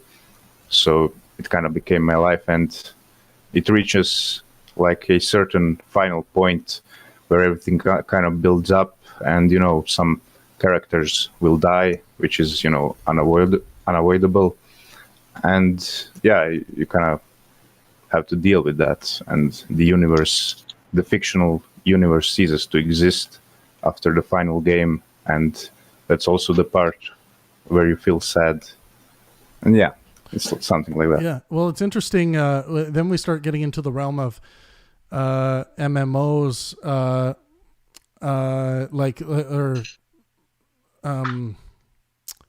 World of Warcraft, just massive online multiplayer games where some people have these characters that they've been with for 15 years now, and they've been leveling them up, and they've been interacting with people as this character. You're in a game like that where it's text based as well. You're doing text conversation. Your characters are essentially an embodiment of what you are emotionally, how they're interacting in that universe, which is quite fascinating. And yeah, I know a lot of people who've created pretty strong relationships and have got a lot of relationship like well-being out of games like that, and the interaction. It's very interesting. That's sometimes what it's like being a fiction writer. It's actually exactly like that. But the only person you need is you, obviously, if you're writing. And it's like different aspects of your personality and different emotions that you have become these characters. I've had dreams as my character before. It's wild. I've noticed there seems to be a difference in the kind of crying. Well, I can only speak for myself here. I don't know if anyone has experienced something similar to this. There seems to be a difference in crying due to something being sad and crying due to something being very regretful or tragic. So, for example, I had a relationship which failed, and I was extremely unhappy about that. And I cried, and I didn't just cry once. I'd find myself sort of regularly crying for quite a long time. This was many years ago. And then much more recently, about 3 years ago, I had a dog which I loved very much indeed. She was just absolutely beautiful and wonderful. And she became very ill. She lived to the age of 19. And wow. I Long gave her life. operations. Yeah, absolutely. Yeah, I gave her operations, and it got to the point where she'd had these tumors removed, and it was really painful and difficult for her. And she got over it, and then they came back again. And I was talking to the vet, and it got to the point where the vet said, if we keep operating, she's going to end up spending more of her time in lots of pain than having a good quality of life. And that we agreed the kindest thing to do at that point would be to have her put down. And I remember, I'll never forget going to the vets and hugging her and holding her while the vet gave her the lethal injection. And I just cried and cried and cried. I sobbed my absolute heart out. I can't remember crying so much. But I cried once that day, And I haven't cried since then about my dog because I gave her the best possible life I could give her. She was really spoiled. She got absolutely tons of exercise. She lived years and years longer than anyone thought that she would. She was all, for the particular breed of dog she was almost like in the Guinness Book of Records for living so long. So it wasn't tragic. It was sad, but she had a great life. And so I cried once, and then, I remember her very fondly, her photos hanging on my wall. So for me, at least, there's a difference in how I respond to those two events, between a sustained regular series of crying and Right. and just a one event. Hmm. That's a very cool thing Michaela's holding up to the camera. What about That's tear jerking? Oscar. Say that again, Buddha. What about tear jerking? Have you ever done that? I literally asked that already. I've never even heard that phrase in the context in which I guess you're using it, so no would be the answer. Why am I doing this? So I was talking to someone here, and we were talking about masturbation, and I was like, yeah, well, I'll get a cupcake, and eat a cupcake and drink some water, and then masturbate. And they're like, I just do it in the shower, meh. You have a date with yourself, and I'm like, yeah, that's how you should do it. It's better that way. Anyway. This is Pangburn on the BBC. I was waiting for Robin to come in with this. Robin has such an ASMR-ish voice. You could whisper anything into the mic with your voice, Rob, and I would just be like, ooh, I would listen. You would have my attention. BBC Radio Pangburn. You're listening to The Gay Hour. You're listening to... I can't even do it. He can't do it. You're listening to Homoeroticism live on YouTube. Only on YouTube. Demonetized. Oh, he said YouTube and... Man, it's so funny right now. What's that?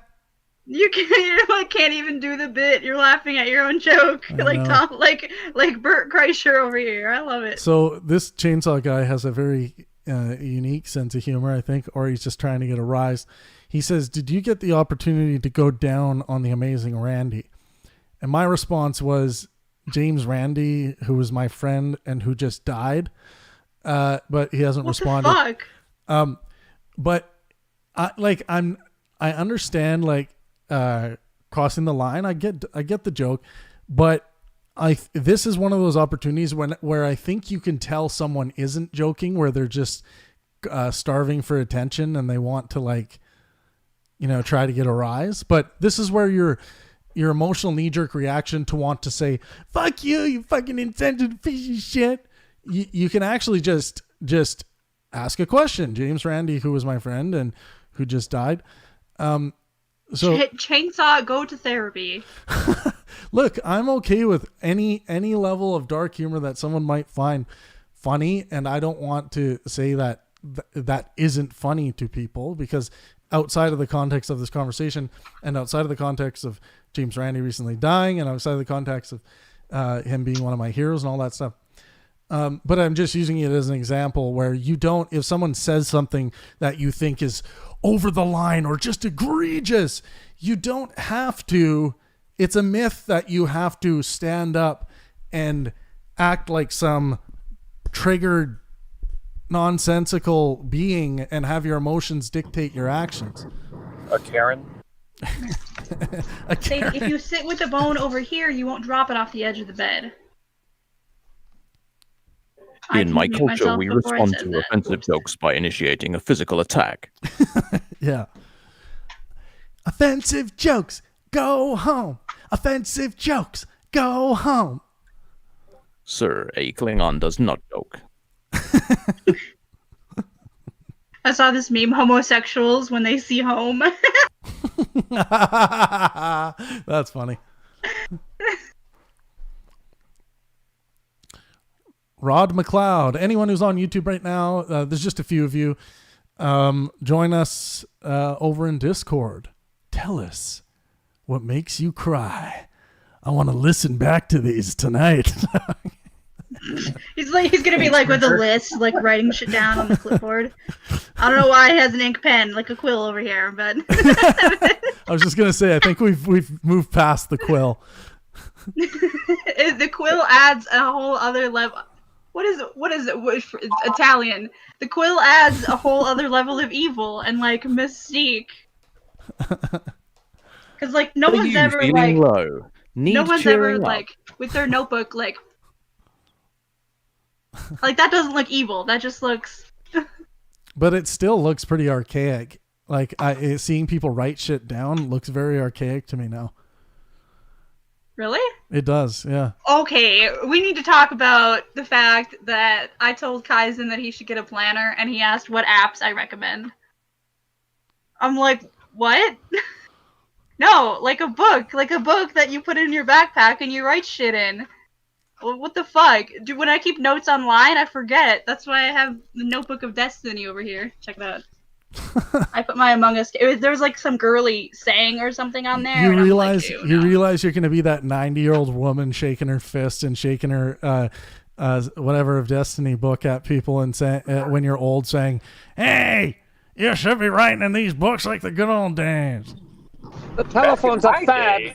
See, this is so much. This is so much nicer than like. I do like nice than, journals like keeping that. my journal online, like. But do you know what happens every time I get one of those? I never write in it, and I continue writing on my computer. No, get one and write in it. Keep like an actual journal, like with actual pens and shit. It's fun. And then because my life is sad and depressing, I put like colorful stickers in here.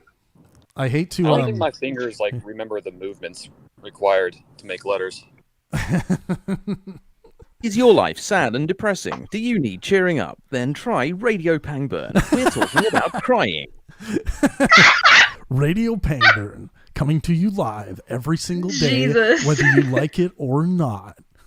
Radio You ever Pangburn. actually went to like write something in cursive with a pen and then realized you've forgotten how to write one of the letters? Like, it took me a while. I had to look up what a lowercase z looked like one day. Oh, really? Well, the Z was always difficult for me too, because it's kind of like a Y, but it's. Oh, you mean? You guys are talking about like actual like cursive, like that. Yeah, right. Cursive. Yeah, cursive died a long time ago. No, I okay. So when I write by hand, because you can't really write in italics. So when I want to emphasize, I write in cursive. Are you one of the founding fathers, Michaela? Jesus Christ. What do children do today? Do they get taught how to write in cursive just so they can write their signature, or do kids print their signatures now? They don't learn it at all anymore. I'm glad they don't. They don't learn it. Just like we shouldn't be teaching our kids ancient Egyptian hieroglyphics when they could be learning skepticism. If you want to go into that, of course, like if that's an area you want to go into, do it and encourage the self-learning. But damn, there's more important things to be teaching than. How do they do their signature now? Do like the people generation just becoming adults? They just print it. They just scribble. Yeah, well, yeah, people. I mean, your signature can legally be just whatever you deem it to be. So, it just has to be repeated accurately. I did have to practice my signature when my first book got published because I wanted it to not be shit, and that's how I learned how to sign my name decent. So, what happened then? I'm kidding. Dig. Jag. I don't even understand the dig, so I was joke's saying on you. Here's where the long explanation of the joke just falls even more flat. Jag, what makes you cry? The videos when I find videos about veterans coming back home. Oh man, yeah. that's tough. That's tough. And videos about adoption papers. Oh my god, those are dude, horrible. I agree with you on that. Those ones are tear jerking for sure. I never cry. I'm not emotional, but for some reason those two videos and the videos about organ donors.